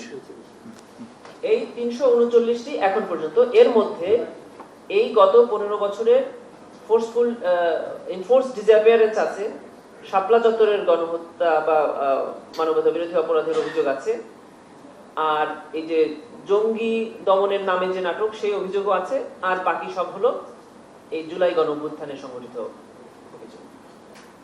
চলমান কার্যক্রম কমপ্লেন রেজিস্টার অনুযায়ী 39টি, যেটি তদন্ত চলছে। 39টি কমপ্লেন রেজিস্টার সিরিয়াল নাম্বার করে তদন্ত চলছে। প্রাথমিক সত্যতার ভিত্তিতে 22টি মিস কেসের মাধ্যমে ট্রাইব্যুনালে 141 জনের বিরুদ্ধে গ্রেফতারি পরোয়ানা জারি আছে। 22টি মিস কেসের মাধ্যমে 141, তার মধ্যে 15টি হলো 2025 সালে আর 7টি হলো 2024 সালে। 22টি মিস কেসের মাধ্যমে এখন পর্যন্ত গ্রেফতার হয়ে জেল হাজতে আছেন, গ্রেফতার হয়ে বা প্রোডাকশন ওয়ারেন্ট বলে জেল হাজতে আছেন 54 জন, এবং ওয়ারেন্ট পেন্ডিং কিন্তু তারা এখনো গ্রেফতার হয়নি 87 জন, 87। যাদের বিরুদ্ধে এখন পর্যন্ত ট্রাইব্যুনাল প্রাথমিক সত্যতা পেয়েছে যে 141 জন, তার মধ্যে বেসামরিক অভিযুক্ত বা আসামি আছেন 70 জন। 70% নাকি? না, 70 জন। আচ্ছা, বেসামরিক 70 জন, আর পুলিশ বা র্যাব বা বিভিন্ন আইন শৃঙ্খলা বাহিনীর সদস্য তারা আছেন 62 জন, 62। অবসরপ্রাপ্ত বা বরখাস্তকৃত সামরিক কর্মকর্তা আছেন 9 জন। এইগুলো এখন যাদের বিরুদ্ধে তদন্ত কার্যক্রম চলা অবস্থায় ট্রাইব্যুনালে ওয়ারেন্ট অফ অ্যারেস্ট ইস্যু হয়েছে। তদন্ত কার্যক্রম, আপনারা জানেন যে আন্তর্জাতিক অপরাধ ট্রাইব্যুনালের 3টি সংস্থা, একটি হলো office of the chief prosecutor, একটি হলো ইনভেস্টিগেশন এজেন্সি এবং একটি হলো ট্রাইব্যুনাল ইটসেলফ, যেটি রেজিস্ট্রার থাকেন এবং ট্রাইব্যুনাল জাজরা থাকেন। সেখানে তদন্ত সংস্থায় এখন পর্যন্ত সমন্বয়ক, সহ সমন্বয়ক সহ তদন্তকারী কর্মকর্তা আছেন মোট 24 জন। আপনারা জানেন যে সমন্বয়ক আপাতত নাই। মোট 24 জন, তাও 24 জনের মধ্যে 17 জন এতদিন কাজ করছেন, খুব রিসেন্টলি বাকি 7 জন নিয়োগ হয়েছে, তারা একদমই নতুন। তার মানে আমরা যদি এপ্রিল মাসকে ধরি তাহলে এপ্রিল মাস পর্যন্ত 17 জন তদন্তকারী কর্মকর্তা কাজ করেছেন। তদন্ত সংস্থার সদস্যরা সকলেই পুলিশ বাহিনী থেকে প্রেষণে বা চুক্তিভিত্তিক নিযুক্ত হয়েছে। পুনর্গঠিত তদন্ত সংস্থা দায়িত্বভার গ্রহণ করেছেন কিন্তু 18 সেপ্টেম্বর 2024। সেখানে মাত্র 10 জন তদন্তকারী কর্মকর্তা, তার মধ্যে 2 জন কোঅর্ডিনেটর এবং কো-কোঅর্ডিনেটর, তার মানে 8 জন তদন্তকারী কর্মকর্তা দিয়ে ট্রাইব্যুনাল তদন্ত সংস্থা শুরু হয়েছে। প্রসিকিউশন টিম, চিফ প্রসিকিউটর সহ এখন পর্যন্ত আছেন মোট 17 জন, তার মধ্যে এই রিসেন্টলি 4 জন, তার আগে প্রথম চিফ প্রসিকিউটর সহ 5 জন নিয়োগ হয়েছিল। মূলত 14 জন প্রসিকিউটর দিয়ে আমরা এই যে স্টেটমেন্ট আপনাদের সামনে দিচ্ছি বা যে কার্যক্রম, সেটি 14 জন প্রসিকিউটরের কার্যক্রম আমরা দিচ্ছি। নতুন 4 জন খুব রিসেন্টলি আমাদের সাথে যুক্ত হয়েছে। এ পর্যন্ত আমাদের 1000+, তার মানে সহস্রাধিক সাক্ষী বা ব্যক্তির জবানবন্দি গ্রহণ করেছে। এটিকে আমরা এখন সাক্ষী বলছি না, তবে সাক্ষী বলা যায়, সাক্ষী তো বটে, জবানবন্দি রেকর্ডেড হয়েছে, জবানবন্দি রেকর্ডেড হয়েছে এবং এটা রিটেন এবং অডিও ভিজুয়াল ফর্মে দুইভাবে। ভিডিও এবং ডিজিটাল সাক্ষ্য, তার মানে ডকুমেন্টেড এভিডেন্স যেটা ভিডিও, সেটি আমাদের সহস্রাধিক মানে 1000+ ভিডিও ক্লিপস আমরা পেয়েছি এবং যা পর্যালোচনা করা হয়েছে। কিছু পর্যালোচনা ভেরিফিকেশন বা জিও লোকেশন যাচাই বাছাইয়ের কার্যক্রম চলমান রয়েছে। জেলা পর্যায়ে তদন্ত পরিচালনার উদ্দেশ্যে বিভিন্ন জেলায় একাধিকবার যাওয়া হয়েছে। তার মধ্যে ঢাকা, নরসিংদী, হবিগঞ্জ, সিলেট, রাজশাহী, নাটোর, চাঁপাইনবাবগঞ্জ, বগুড়া, রংপুর, চট্টগ্রাম, লক্ষ্মীপুর, নড়াইল, সাতক্ষীরা, কুষ্টিয়া, বাগেরহাট, খুলনা, যশোর সহ প্রায় 20টি জেলায় আমরা গিয়েছি। কয়েকটি তথ্য এখানে আসে না, এবং এখানে যেমন রংপুর সহ বেশ কয়েকটি জেলাতে আমাদের 3 বারের বেশি যাওয়া হয়েছে।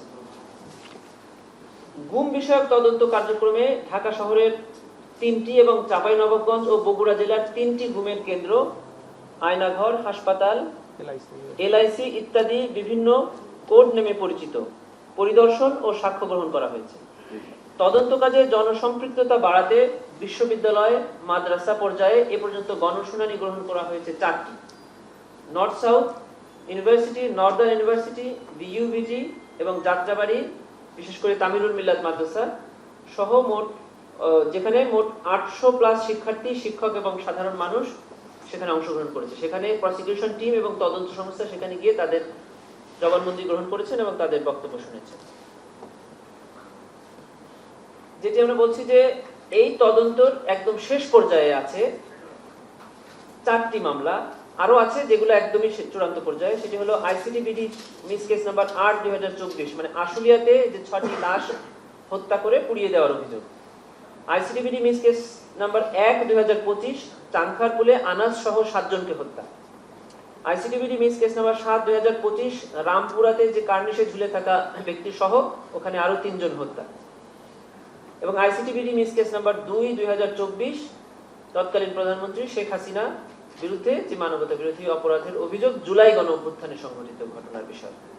এই সকল মামলার স্বল্প সময়ের মধ্যে তদন্ত প্রতিবেদন আদালতে চিফ প্রসিকিউটর বরাবর দাখিল করতে পারবে তদন্ত সংস্থা, এই মর্মে আমাদেরকে তারা জানিয়েছে।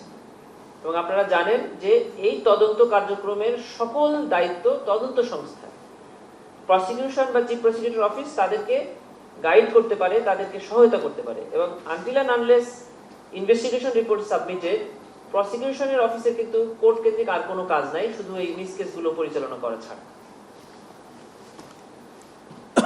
যে সকল চ্যালেঞ্জ আমরা ফেস করছি এই ট্রাইব্যুনালের বিচার কার্যক্রমে বা তদন্ত কার্যক্রমে, সেটি আমি একটু পড়ছি।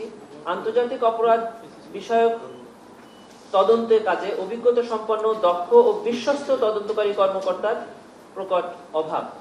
এই ব্যাপারে ছোট্ট একটু বলছি, সেটা হলো যে এই যে তদন্ত সংস্থার কার্যক্রম আমরা দেখতে পাচ্ছি, তারা কিন্তু ফুললি নিউলি অ্যাপয়েন্টেড একটা টিম যারা কাজ করছেন। ওনারা সকলেই সিআরপিসি এবং এভিডেন্স অ্যাক্টের উপরে দক্ষ। এদের দক্ষতা এবং যোগ্যতা নিয়ে কোনো কোয়েশ্চেন নেই। কোয়েশ্চেন হলো যে এই নতুন আইন এবং নতুন পদ্ধতি সম্পর্কে যারা এখানে আগে কাজ করেন তাদের বিন্দু মাত্র কোনো অভিজ্ঞতা থাকার কথা না, এবং এটা সাধারণত সকল আইন এবং প্রসিডিংসের সাথে কোনো সামঞ্জস্য নাই।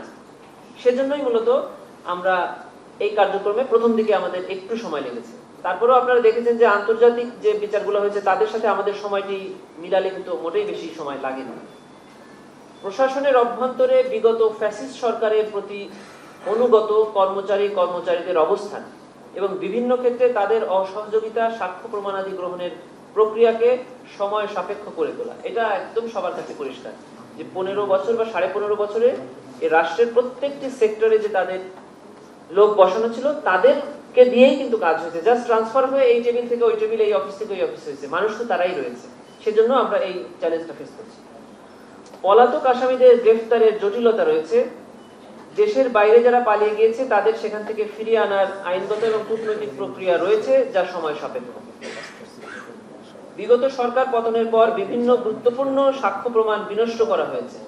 কারণটা ওই যে আগেই বলেছি যে প্রশাসনের অভ্যন্তরে ফ্যাসিস্ট সরকারের লোকই রয়েছে। তদন্তকারী কর্মকর্তা ও প্রসিকিউশন টিমের উপরে সরাসরি প্রাণঘাতী বোমা হামলার চেষ্টা, তাদের বিরুদ্ধে কুৎসা রটানো, তাদের বিরুদ্ধে মিথ্যা অভিযোগ দেওয়া, তাদের বিরুদ্ধে প্রোপাগান্ডা করা, তাদের বিরুদ্ধে সোশ্যাল মিডিয়াতে তাদেরকে চারিত্রিকভাবে মেলাইন করা, এ ধরনের বিভিন্ন প্রক্রিয়া আপনাদের সবার জানা। আমি আর উদাহরণ দিচ্ছি না, শুধু স্টেটমেন্ট করলাম।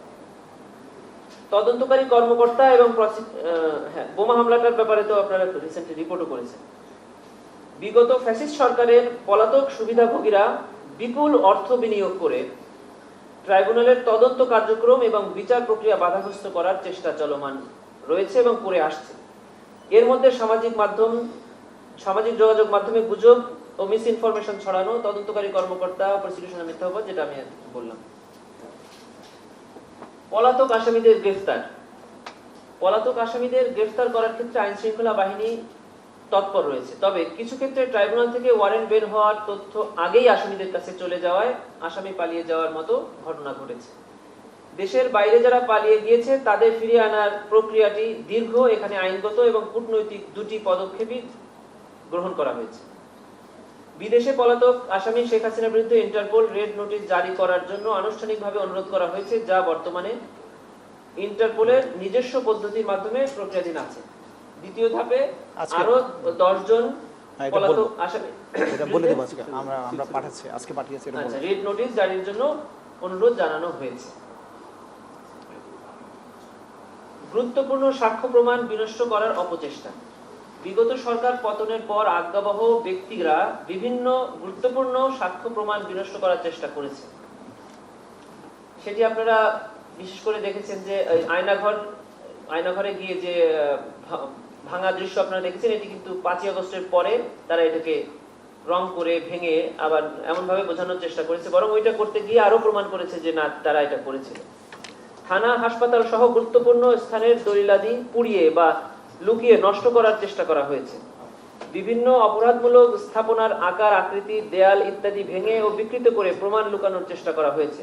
তদন্ত কর্মকর্তাগণ সেগুলো ট্রেস করে পুনরুদ্ধার করতে কাজ করছেন। আপনারা জানেন যে অনেক ডিজিটাল এভিডেন্স ডিস্ট্রয় করার পরেও আমাদের এক্সপার্ট টিম সেটিকে বারবার আবার ফিরিয়ে নিয়ে আসতে পেরেছেন। বিভিন্ন ডিজিটাল এভিডেন্স যেমন ভিডিও, অডিও, ইন্টারনেট ডাটা ইত্যাদি ডিলিট করা বা ধ্বংস করার চেষ্টা করা হয়েছে। তদন্ত কর্মকর্তাগণ আধুনিক প্রযুক্তির মাধ্যমে সেটি রিস্টোর করেছেন। বিপুল অর্থ বিনিয়োগ করে তদন্ত কার্যক্রম ও বিচার প্রক্রিয়া বাধাগ্রস্ত করার চেষ্টা। বিগত ফ্যাসিস্ট সরকারের পলাতক সুবিধাভোগীরা বিপুল অর্থ বিনিয়োগ করে তদন্ত কার্যক্রম ও বিচার প্রক্রিয়া বাধাগ্রস্ত করার চেষ্টা চলমান রয়েছে। সামাজিক যোগাযোগ মাধ্যমে নিয়মিতভাবে তদন্ত কার্যক্রম ও প্রসিকিউটরদের সম্পর্কে গুজব ও মিস ইনফরমেশন ছড়ানোর মাধ্যমে, মিথ্যা অপবাদ প্রদানের মাধ্যমে জনমনে বিশেষত শহীদ পরিবারদের বিভ্রান্ত করার অপচেষ্টা করা হয়েছে। তদন্ত কার্যক্রম এবং বিচার প্রক্রিয়া বাধাগ্রস্ত করার জন্য বিদেশি লবিস্ট ফার্ম নিয়োগ করা হয়েছে।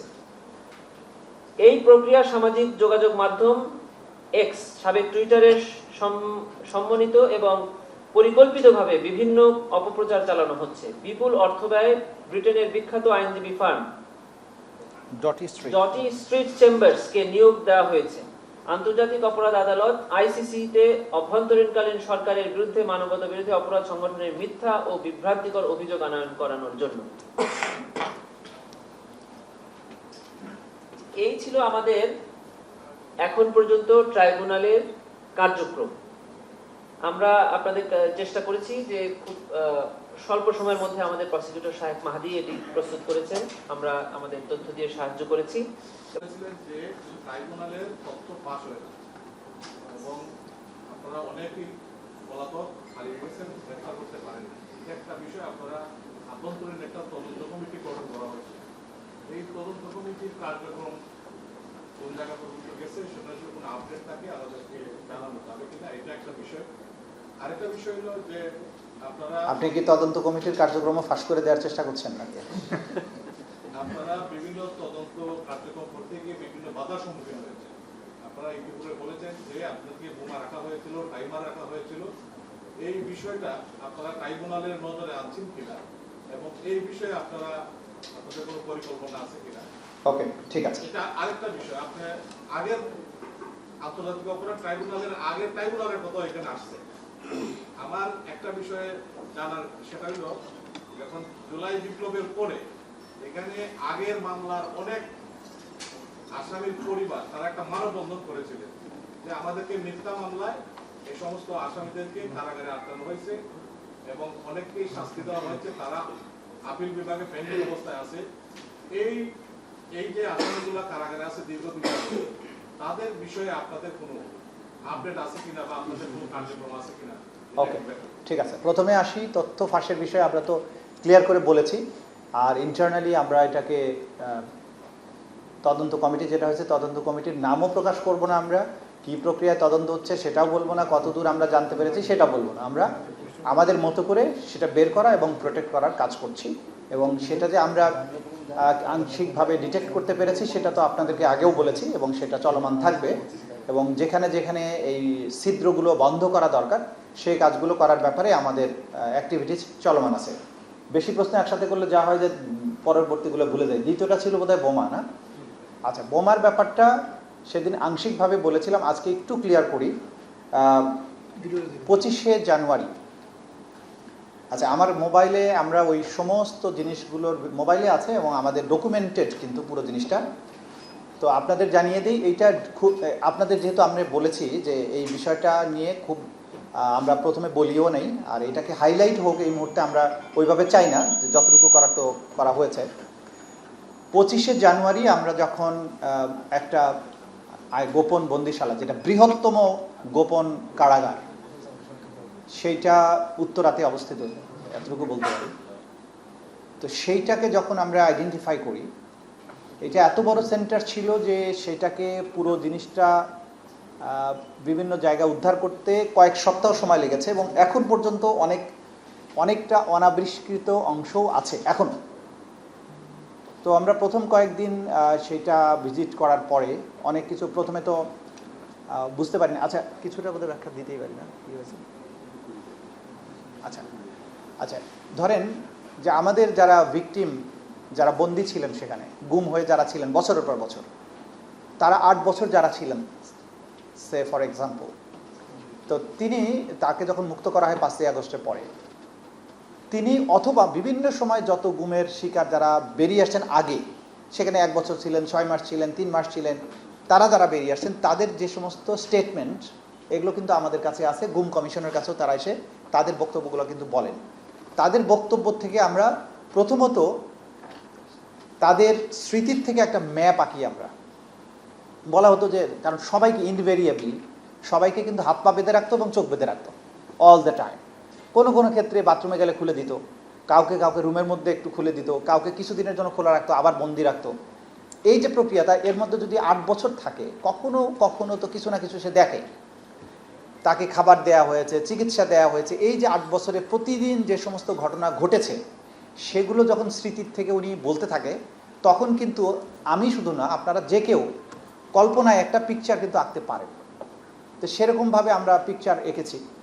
সেই অনুযায়ী যখন আমরা এটা আবিষ্কার করলাম, তখন এই সেন্টারের সাথে যার যার পিকচার মিলে যায়, তখন সেই ভিকটিমকে নিয়ে আমরা আবার সেখানে নিয়ে যেতে হবে, দেখেন তো এটা কিনা। তখন তার আইডেন্টিফাই করে, yes, this is the true. তো তেমনি একজন যিনি 8 বছর বন্দী ছিলেন সেখানে, তারই ছিল যে তাকে চোখ বেঁধে প্রথমে দোতলায় উঠানো হয়, দোতলায় উঠিয়ে তাকে ডান দিকে নেওয়া হয়, ডান দিকে নেওয়ার পরে আবার ডান দিকে একটা রুমে নেওয়া হয়, সেই রুমের মধ্যে 5 ধাপ সিঁড়ি দিয়ে ওনাকে নিচে নামানো হয়। তারপরে নামার পরে ওনাকে বাম দিকের একটা সেলের মধ্যে রাখা হতো।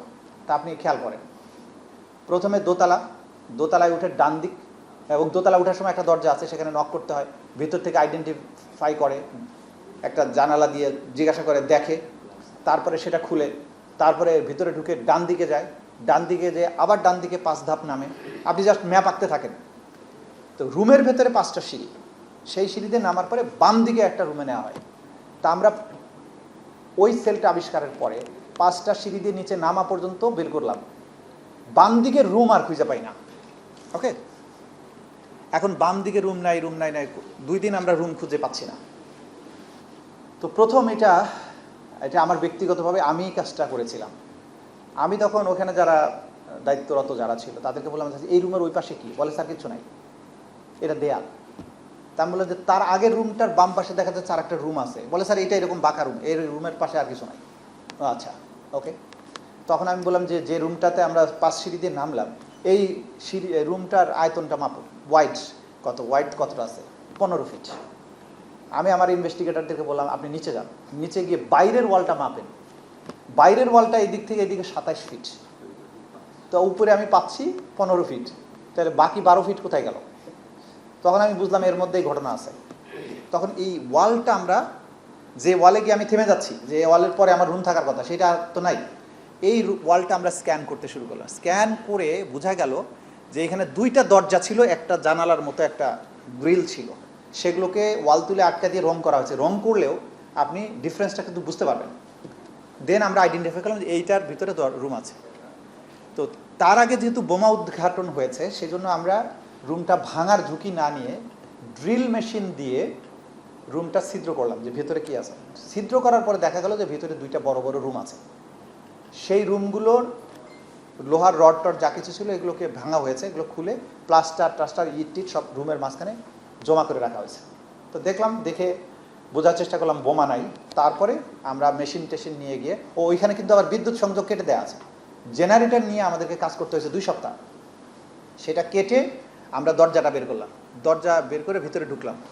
ঢুকে বন্দির বর্ণনা অনুযায়ী ওই রুমের সাথে একটা বাথরুম ছিল, সেই বাথরুম আর খুঁজে পাই না। আবার দেয়াল স্ক্যান করলাম, দেখলাম যে এক কোনায় বাথরুম ছিল, সেটা দরজাটা ওয়াল তুলে বন্ধ করা হয়েছে। সেই ওয়ালটা আবার ভাঙলাম, ভিতরে যে বাথরুম পেলাম। বন্দির বর্ণনা ছিল যে আমি যে রুমে থাকতাম সেই রুমের টাইলসের কালার এবং বাথরুমের টাইলসের কালার 2 রকমের, একটা কালো আর একটা সবুজ আলো। বন্দি তখন দেশের বাইরে। আমরা টাইলসের ছবি আর বাথরুমের ছবি যতটুকু সরাইয়া বের করতে পারলাম, সেইটা ছবি তুলে তাকে পাঠানো হলো। উইদিন 30 সেকেন্ডস উনি বললেন ইয়েস, এটাই সেই বাথরুম, যেটা 8 বছর আমি প্রতিদিন দেখেছি। আর বাইরে যে 5টা সিঁড়ি দিয়ে যে রুমে নামানো, তো ওইটাও টাইলস করা রুম ছিল, কিন্তু আমরা কোনো টাইলস পাচ্ছি না। দেখেছি টাইলস, কিন্তু এক কোনায় টাইলস ভেঙে একটা অংশ টাইলস রয়ে গেছে। ওই টাইলসটা থেকে বুঝলাম যে এটা কোন কালারের টাইলস ছিল, সেটাও পেয়ে গেছে। এখন এই যে কাজটা করছি আমরা, এখন এই পুরো জিনিসটা কিন্তু আমরা ডকুমেন্টেড করেছি, যে আমরা কিভাবে ঢুকছি, প্রথমে ওয়ালটা কেমন পেলাম, তারপরে ড্রিল করলাম, তারপরে দেয়াল ভাঙলাম, ভিতরে গিয়ে কী পেলাম, this and that, everything is documented. এই কাজগুলো যখন করতে যাই, ওই সেলটার ভেতরে 3টা 4টা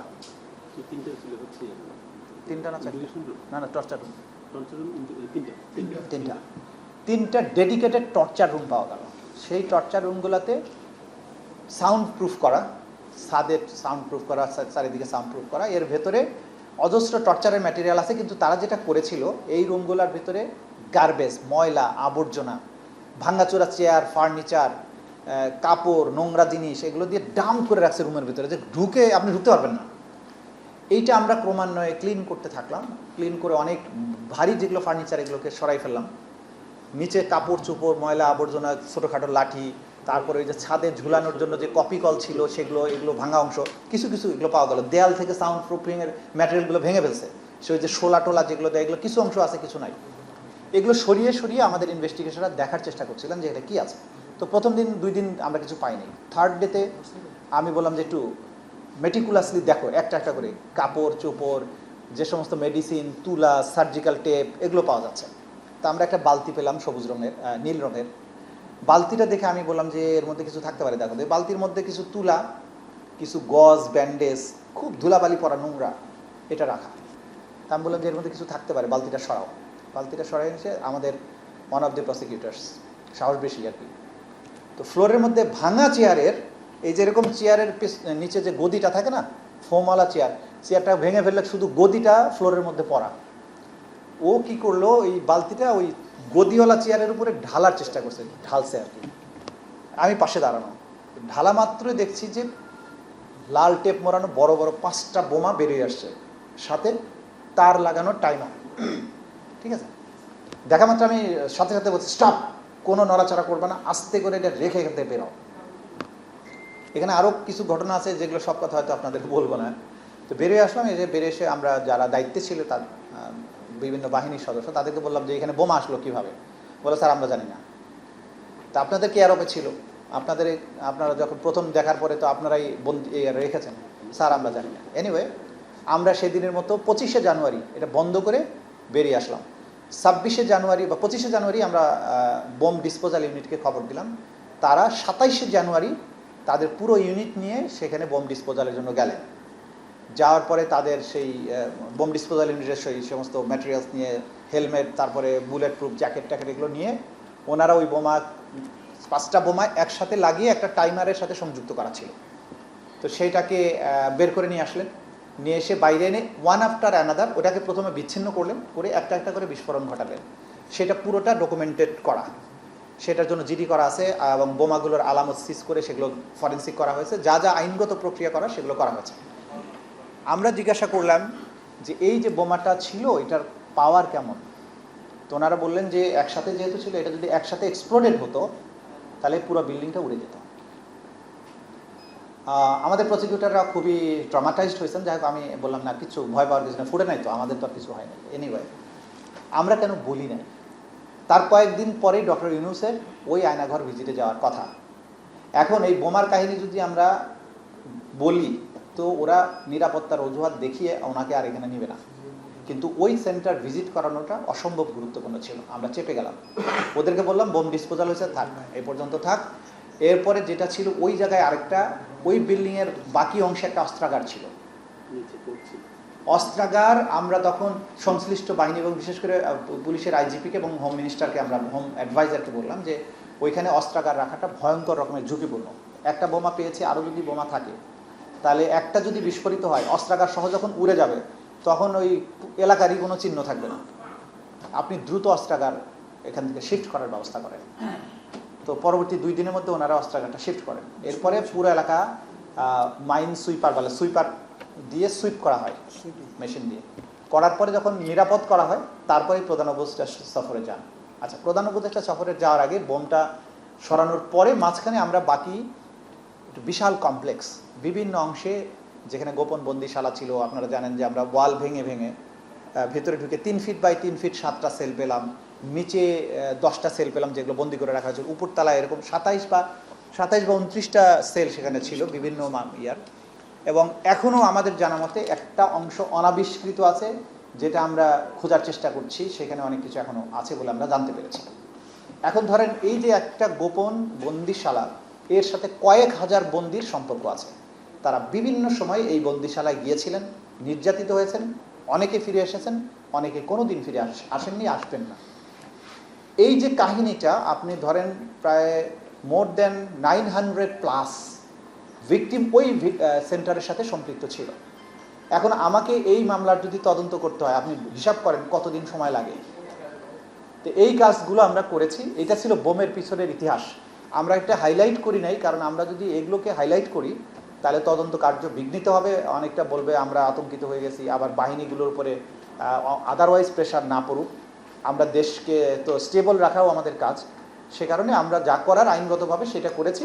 আমরা কোনো তদন্ত কাজও থেমে থাকিনি, ভয়ভীতিও হয়নি, আমরা আমাদের মতো কাজ করেছি।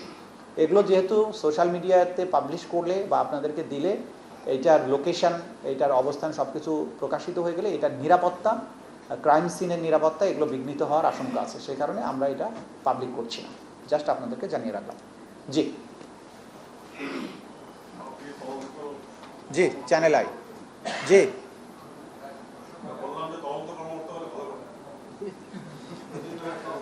পরবর্তী সময় যদি চাকরি দেওয়ার ব্যাপারে আপনি সহযোগিতা করেন তাহলে কাজে লাগবে। জি নেক্সট।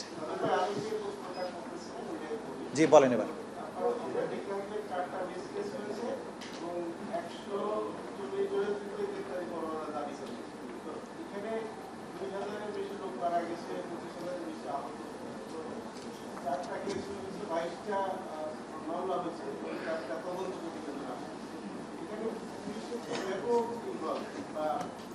রাজনৈতিক অনেক আসামির সঙ্গে এত আচ্ছা, দেখেন আমরা যে বারবারই যেটা বলছি, ক্রাইমস অ্যাগেনস্ট হিউম্যানিটি এবং সাধারণ মামলার মধ্যে পার্থক্য আছে। আমরা যদি পুলিশ বাহিনীর যত সদস্য উপস্থিত ছিল, তাহলে বাংলাদেশে একজন পুলিশ ছাড়া সবাইকে সাজা দিতে হবে, কারণ একজন পুলিশ অফিসার প্রতিবাদ করে রিজাইন করেছিলেন, আর বাকি সবাই সরকারের এই পরিকল্পনার সাথে একমত পোষণ করেই চাকরি করেছেন। তাহলে কি করতে হবে? বাংলাদেশে 2 লক্ষ পুলিশের মধ্যে 1,999,999 জন এদের সাজা দিতে হবে। এইটা আমরা করতে চাই না বা এটা প্র্যাকটিক্যাল না। আমরা যেটা করব, ক্রাইমস অ্যাগেনস্ট হিউম্যানিটিতে মাস্টার মাইন্ড, প্ল্যানার, সুপিরিয়র কমান্ডারদের দায়টাই মূলত। আপনি যদি বলেন যে এত বড় অপরাধ যে হয়েছে, কল্পনায় জাস্ট চিন্তা করে দেন, শেখ হাসিনা যদি ক্ষমতায় না থাকতো বা শেখ হাসিনা না থাকতো, এই অপরাধগুলো এই মাত্রায় হওয়ার সম্ভাবনা কত % ছিল? সুতরাং একজন ব্যক্তির সাজাও যদি নিশ্চিত করেন, তাহলেও কিন্তু এই হাজারো হত্যাকাণ্ডের বিচারের মেজরিটি অংশ বিচার করে ফেলা যায়। সে কারণে আমরা গ্রাউন্ড লেভেলের পুলিশ কনস্টেবল যারা বাধ্য হয়েছে, কিছু করার ছিল না, করেছে, এই লেভেল পর্যন্ত আমরা বিচারের জন্য যেতে চাই না।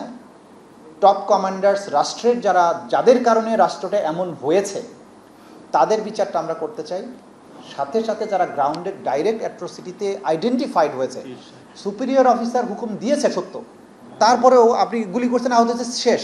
তারপরে আহত ছেলের কাছে গিয়ে যখন আপনি গুলি করছেন, তখন তো আর আপনি কমান্ডের বাইরে গিয়ে করেছেন, তাই না?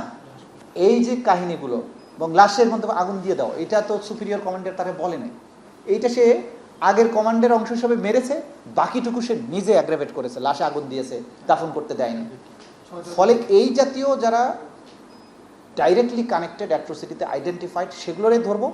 আর প্রধানত যার কারণে অপরাধ হয়েছে, যারা এটা ডিজাইন করেছে, যারা প্ল্যান করেছে, নির্দেশ দিয়েছে এবং এগুলোর জন্য যাবতীয় ফ্যাসিলিটি দিয়েছে, তাদের বিচার আগে হবে। সে কারণে আপনারা দেখলেন Sierra Leone, Rwanda, Bosnia, ICTY অর্থাৎ ফর্মার ইউগোস্লাভিয়ার যে ট্রাইব্যুনাল, কেন 10 জন 12 জন কেন?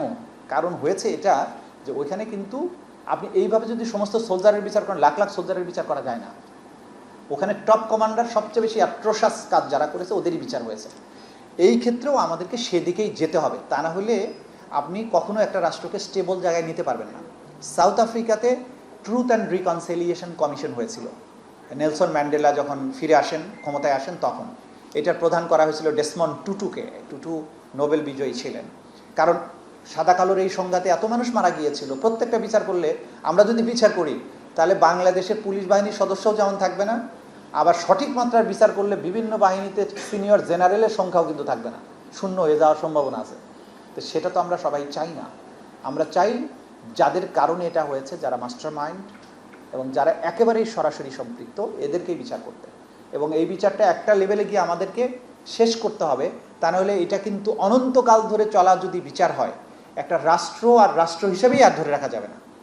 সুতরাং আমরা রাষ্ট্রকে একটা স্টেবল পর্যায়ে নিতে চাই, জাস্টিস প্রতিষ্ঠিত করতে চাই, সত্যিকারের জাস্টিস, ভিকটিমদের প্রতিও যেন জাস্টিস করা যায়, সেটা হচ্ছে আমাদের টার্গেট। কয়জন দেখি? আচ্ছা, আগে যে করছেন তারা পরে করেন। আচ্ছা, আপনি করেন নাই, আপনি বলেন। জি, আচ্ছা আচ্ছা, আয়াতুল্লাহ সাহেব বলেন। হ্যাঁ, জি।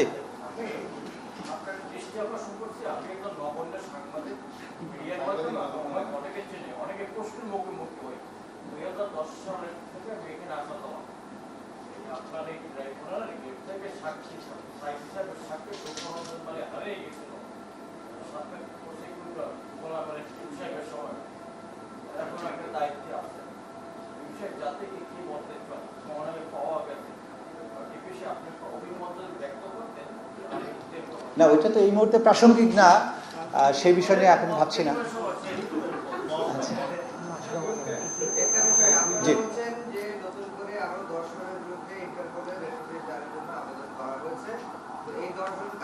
আচ্ছা, আমি বলে দিচ্ছি, এই চান্স দিয়ে বলে দিচ্ছি। একটু আগে এটা আমরা পাঠিয়েছি, এটা এখন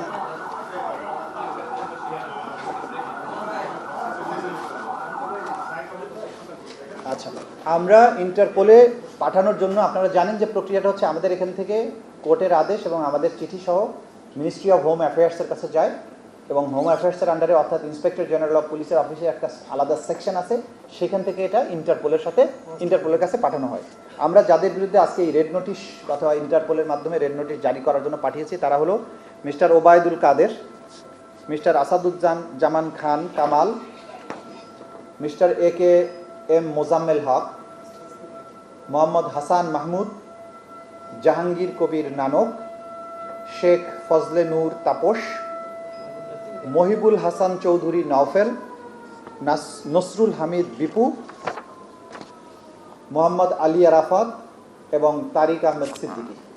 এই 10 জনের বিরুদ্ধে আমরা রেড নোটিশের জন্য সমস্ত ডকুমেন্ট তৈরি করে আমাদের অফিস থেকে ইন্সপেক্টর জেনারেল অফ পুলিশের অফিসে পাঠিয়েছি এবং তারা সেখান থেকে যথানিয়মে এটা ইন্টারপোলের কাছে পাঠাবে আজকে।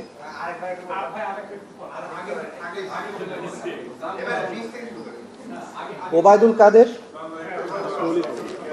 আসাদুজ্জামান খান কামাল, AKM মোজাম্মেল হক, হাসান মাহমুদ, জাহাঙ্গীর কবির নানক, শেখ ফজলে নূর তাপস, মহিবুল হাসান চৌধুরী নওফেল, নসরুল হামিদ বিপু, আলী আরাফাত, তারেক আহমেদ সিদ্দিকী। এটা আপডেট আপাতত নাই। হ্যাঁ জি জি, আচ্ছা নিশানের আগে ওইখানে মাঝখান থেকে একজন বলছিলেন, যাকে থামাই দিয়েছিলাম। জি জি জি বলেন।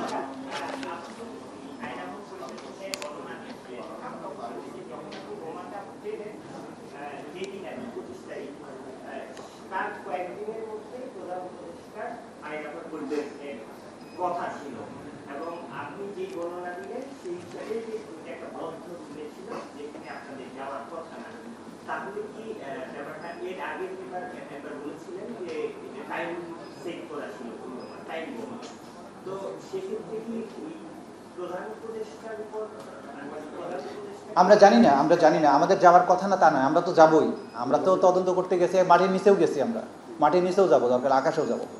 তো আমরা গিয়ে এটা পেয়েছি, পাওয়ার পরে তো এটা যতক্ষণ পর্যন্ত এইটাকে ডিফিউজ না করা হয়েছে, যতক্ষণ পর্যন্ত আবার পুরো বিল্ডিংটা সুইপ করা না হয়েছে, ততক্ষণ পর্যন্ত প্রধান উপদেষ্টা যান নাই। এবং এইটা সুইপ করে নিরাপদ করার পরেই কেবল তাকে যাওয়ার জন্য আমরা বলেছি। জি ঠিক আছে। জি নিশান বলেন। 17 জন এখন আমরা।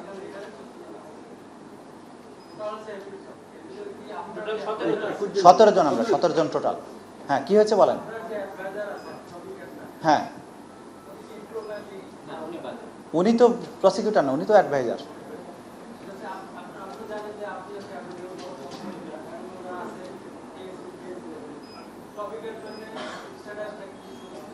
টবি ক্যাটম্যানের স্ট্যাটাস হচ্ছে he is an adviser to the chief prosecutor. He is an adviser to the chief prosecutor, nothing else. এই চুক্তির গোপনীয়তা তো আর বলা যাবে না। তার সাথে চুক্তি হয়েছে যে আন্তর্জাতিক এই অপরাধ ট্রাইব্যুনাল চিফ প্রসিকিউটরের অফিসকে আইনগত বিষয়ে সাহায্য করা, যেহেতু যে ইন্টারন্যাশনাল লয়ের আন্ডারে ট্রায়াল এবং সে ইন্টারন্যাশনাল ল এবং যুদ্ধ অপরাধ সংক্রান্ত মামলার এক্সপার্ট, সেই জন্য তাকে আমরা সাথে রেখেছি, তার অ্যাডভাইস আমরা গ্রহণ করছি। সব গোপন কথা বলার দরকার কি? হ্যাঁ প্রথমত হচ্ছে বিভিন্ন জায়গার থেকেই অসহযোগিতা আছে, আমরা নাম প্রকাশ করতে চাই না, কারণ আপনি যদি অসহযোগিতার কথা যদি বলেন যে শুরু তো হবে পুলিশ থেকেই। তো পুলিশ কি হয়েছে? পুলিশ তো সব বাংলাদেশ থেকে পালাই গেছিল, ওরে তো ধরে এনে আমি আবার তার কাছ থেকে সার্ভিসটা নিচ্ছি। এখন যদি বলি সহযোগিতা করেনি, তা আবার পালাই গেলে তো আমার লাভ কি? তো সেজন্য বা রাষ্ট্রের বিভিন্ন সংস্থা যে সব জায়গা থেকে অসহযোগিতা আছে। ফর এক্সাম্পল ICT মন্ত্রণালয়, তারা কি করছে? ইন্টারনেট বন্ধ করে দিছে।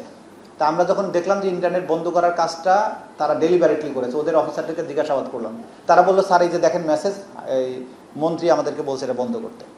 তো তাহলে বন্ধ করার জন্য যা যা আছে কল রেকর্ড মেসেজ সব কিছু দাও, সব কিছু দিবে না। এখন আমরা কি করতে পারি? ওটাকে ধরে নিয়ে এসে মামলায় দিতে পারি, কিন্তু এরকম কয়জনকে মামলায় দিব? আমাদের প্রায়োরিটি হচ্ছে তদন্তটাকে আগে শেষ করা। এগুলো যারা বিঘ্ন সৃষ্টি করেছে তাদেরকে আমরা ধীরে ধীরে ধরতে পারবো।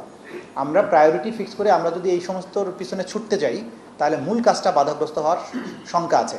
আমরা যে কোনো উপায়ে মূল কাজটাতে ফোকাস থাকতে চাই।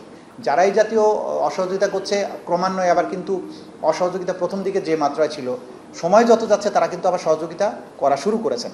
তো এটা একটা রাষ্ট্র ধ্বংসপ্রাপ্ত কাঠামোর পরে ইমার্জ করার মতো একটা সিচুয়েশন। তা আমরা সেইভাবে এটাকে পুনরুজ্জীবিত করার চেষ্টা করছি যাতে কাজগুলো স্মুথলি হয়। কাজের ব্যবস্থা গ্রহণের বিষয়টা আমরা আরও পরে ভাবব। জি,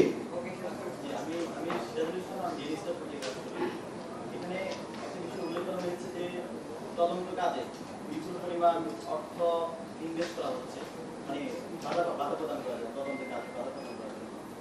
তো আমার প্রশ্ন হচ্ছে যে তদন্ত সংস্থার কোনো তদন্তের অফিসার অথবা কোনো কর্মকর্তা যদি সে ধরনের কোনো অপরাধের সাথে যুক্ত হয়ে যায়, ঘুষ লেনদেন অথবা কোনো তদন্ত পিটিশনে যদি ইনভলভ হয়ে যায়, তখন আইনে তাদের বিরুদ্ধে কি শাস্তি? আইনের ব্যবস্থা তো ক্লিয়ার আছে। কেউ যদি ইনভলভ হয়, এরকম প্রমাণ পাওয়া যায়, আইন অনুযায়ী ব্যবস্থা হবে। কাউকে সেটা ক্রিমিনাল কেস হবে। ক্রিমিনাল কেসের আইন আছে না বাংলাদেশে, সব আইনই আছে। ঘুষ খাইলে কি হয়, ঘুষ খাওয়ার আইন আছে না, সবই আছে। ওকে, এরপরে আমরা আমাদের নেক্সট কি খাওয়া দাওয়া? আচ্ছা, তারা জি জি আমরা শেষ করতে যাব অলরেডি। একটা সর্বশেষ প্রশ্ন আছে আপনার কাছে। হ্যাঁ, জি জি। এটা হচ্ছে যে এই প্রশ্নটা প্রাথমিক প্রশ্ন। এত বড় একটা ঘটনা ঘটলো 24 জুলাইয়ের গণহত্যা যেটা বলা হচ্ছে, অনেক লোমহর্ষক ঘটনা ঘটেছে, হৃদয় বিদারক ঘটনা ঘটেছে। আমি জানতে চাই যে আসলে বিচার কবে নাগাদ? তো সেই বিচার শুরুটা কবে হচ্ছে এবং আচ্ছা, এতক্ষণ ধরে যে প্রেজেন্টেশন দিলাম তাহলে কি বুঝাইলাম এতক্ষণ ধরে? আচ্ছা, আমরা সব কিছু প্রেজেন্ট করিয়েছি এবং আপনাদেরকে বোঝানোর চেষ্টা করেছি কবে বিচার শুরু হবে। আপনারা এই প্রেজেন্টেশন থেকে বুঝে যাওয়ার কথা, নতুন করে কিছু বলছি না। আইন উপদেষ্টা তিনি খানিকটা আভাস দিয়েছিলেন এবং উনি সচিবালয়ে অনেক ক্যামেরার সামনে বলেছিলেন যে আগামী অক্টোবর নভেম্বরের দিকে একটা রায় আসতে পারে। এটা উনি আইন উপদেষ্টা হিসাবে বলেছেন, একেবারে ফেলে দেওয়ার মতো নয় তার বক্তব্য। আচ্ছা, আপনারা, আমার প্রশ্নটা হচ্ছে যে কার্যক্রম যেভাবে যাচ্ছে, 4টে মামলার একেবারে চূড়ান্ত প্রতিবেদনের শেষের দিকে, তার মানে খুব শীঘ্রই আনুষ্ঠানিক বিচারিক প্রক্রিয়া শুরু হয়ে যাবে। তো সেই ক্যালকুলেশনে আসিফ নজরুলের ওই বক্তব্যকে আসলে ফেলার মতো আপনি আজকে যেহেতু মতবিনিময়, আপনি এই ধরনের কোনো আভাস দিতে পারেন কিনা, যেহেতু পুরো মোটেই না। সরকারের উপদেষ্টা তারা তাদের দায়িত্ব থেকে যা বলছেন সেগুলোর ব্যাপার ওনারা বুঝে বলেন, রাষ্ট্রের সাথে তাদের দায় দায়িত্ব আছে, ওনাদের বিষয়টা ওনারাই ভালো বোঝেন, ওনারাই এটার জবাব দেবেন। এটা আমার জবাব দেওয়ার কোনো সুযোগও নেই এবং এটাকে আমি এখানে শুনতেও প্রস্তুত না। আমরা আমাদের কাজের মধ্যে কনফাইন্ড, আমরা আমাদের আইন অনুযায়ী আমাদের যা করার কথা সেটাই করব। আচ্ছা, হ্যাঁ, এই প্রশ্নের জবাব দেওয়া হবে খাওয়ার পর। হ্যাঁ, আচ্ছা, তুমি আমার ফিনিশিং দিয়ে দাও। নির্বাচনের আগে একটা কিছু আসতে যাচ্ছে। আচ্ছা, আর প্রশ্ন তো শেষ। জি,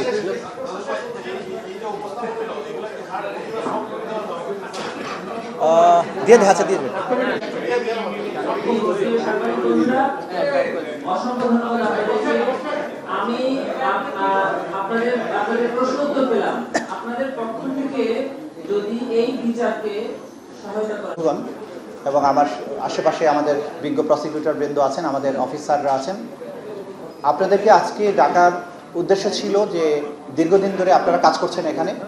আমাদের অনেকগুলো বিষয় স্পষ্টতা থাকতে পারে, যেহেতু আইনের বিষয়, জটিল আইনের বিষয় এবং বাংলাদেশের প্রচলিত সাধারণ আইনের মধ্যে যে প্রক্রিয়াতে বিচার প্রক্রিয়াটা চলে তার যে ব্যতিক্রম একটা আদালত, সেই জায়গায় আমাদের কাজ করতে গিয়ে যে সমস্ত বিষয়ে জ্ঞানের ঘাটতি থাকবে সেইগুলো আমরা পরস্পরের চেষ্টায় দূর করার চেষ্টা করছি আপনাদেরকে। আমি যেটা শেষ কথা বলতে চাই যে আমরা 5ই আগস্টের পরে যে বাংলাদেশটা পেয়েছি, সেই বাংলাদেশ অতীতের যে কোনো সময়ের তুলনায় বদলে যাওয়া একটা নতুন বাংলাদেশ, একটা নতুন সম্ভাবনা তৈরি হয়েছে এই রাষ্ট্রে। আমাদের সাংবাদিকতার যে স্ট্যান্ডার্ড গত 15 বছর বা তারও আগে ছিল, 5ই আগস্টের পরের বাংলাদেশে সেই স্ট্যান্ডার্ড আর নেই। এবং আমরা সত্যিকার অর্থেই বাংলাদেশটাকে এমন একটা বাংলাদেশ হিসেবে দেখতে চাই যেখানে মানুষ এই ধরনের অপরাধের শিকার হবে না, মানুষ নির্ভয়ে কথা বলতে পারবে, বাংলাদেশকে নিরাপদ ভাববে, এই দেশ ফেলে বাইরে গিয়ে সেটেল করার চিন্তা করবে না। বাংলাদেশের বুকে তার মেধা যোগ্যতা অনুযায়ী, তার রাজনৈতিক ভিন্নমত থাকা সত্ত্বেও, তার বাপের পরিচয়ের ভিন্নতা থাকা সত্ত্বেও, তার রাজনৈতিক আইডেন্টিটি ভিন্ন থাকা সত্ত্বেও প্রত্যেকেই বাংলাদেশকে ওন করবে এবং বুঝতে পারবে এটা আমারই বাংলাদেশ।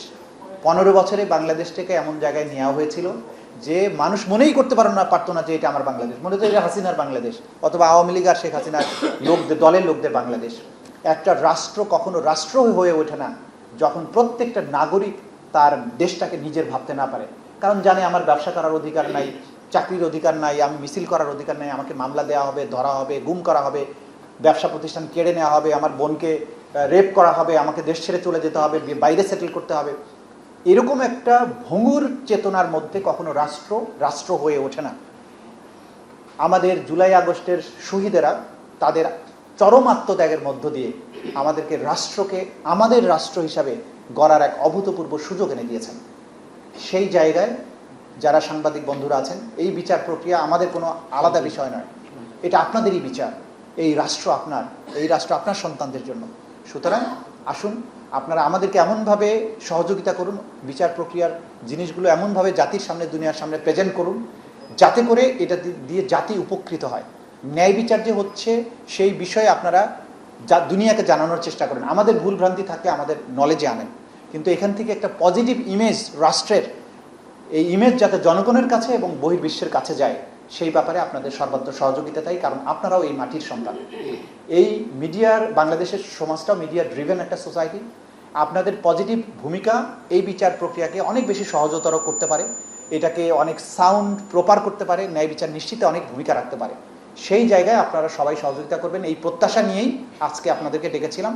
আপনারা সাড়া দিয়েছেন, প্রত্যেককে ধন্যবাদ। কষ্ট করে প্রফেশনাল টাইম দিয়েছেন, অবস্থান করেছেন, ধৈর্য ধরে শুনেছেন। আপনাদের সবার প্রতি আমাদের কৃতজ্ঞতা এবং ধন্যবাদ। আমাদের দুপুরে লাঞ্চের ব্যবস্থা আমরা রেখেছি আমাদের সাধ্য অনুযায়ী, আমরা একসাথে খাবো, এরপরে আপনারা চলে যাবেন। সবাইকে ধন্যবাদ। আসসালামু আলাইকুম। আমরা একটু বসে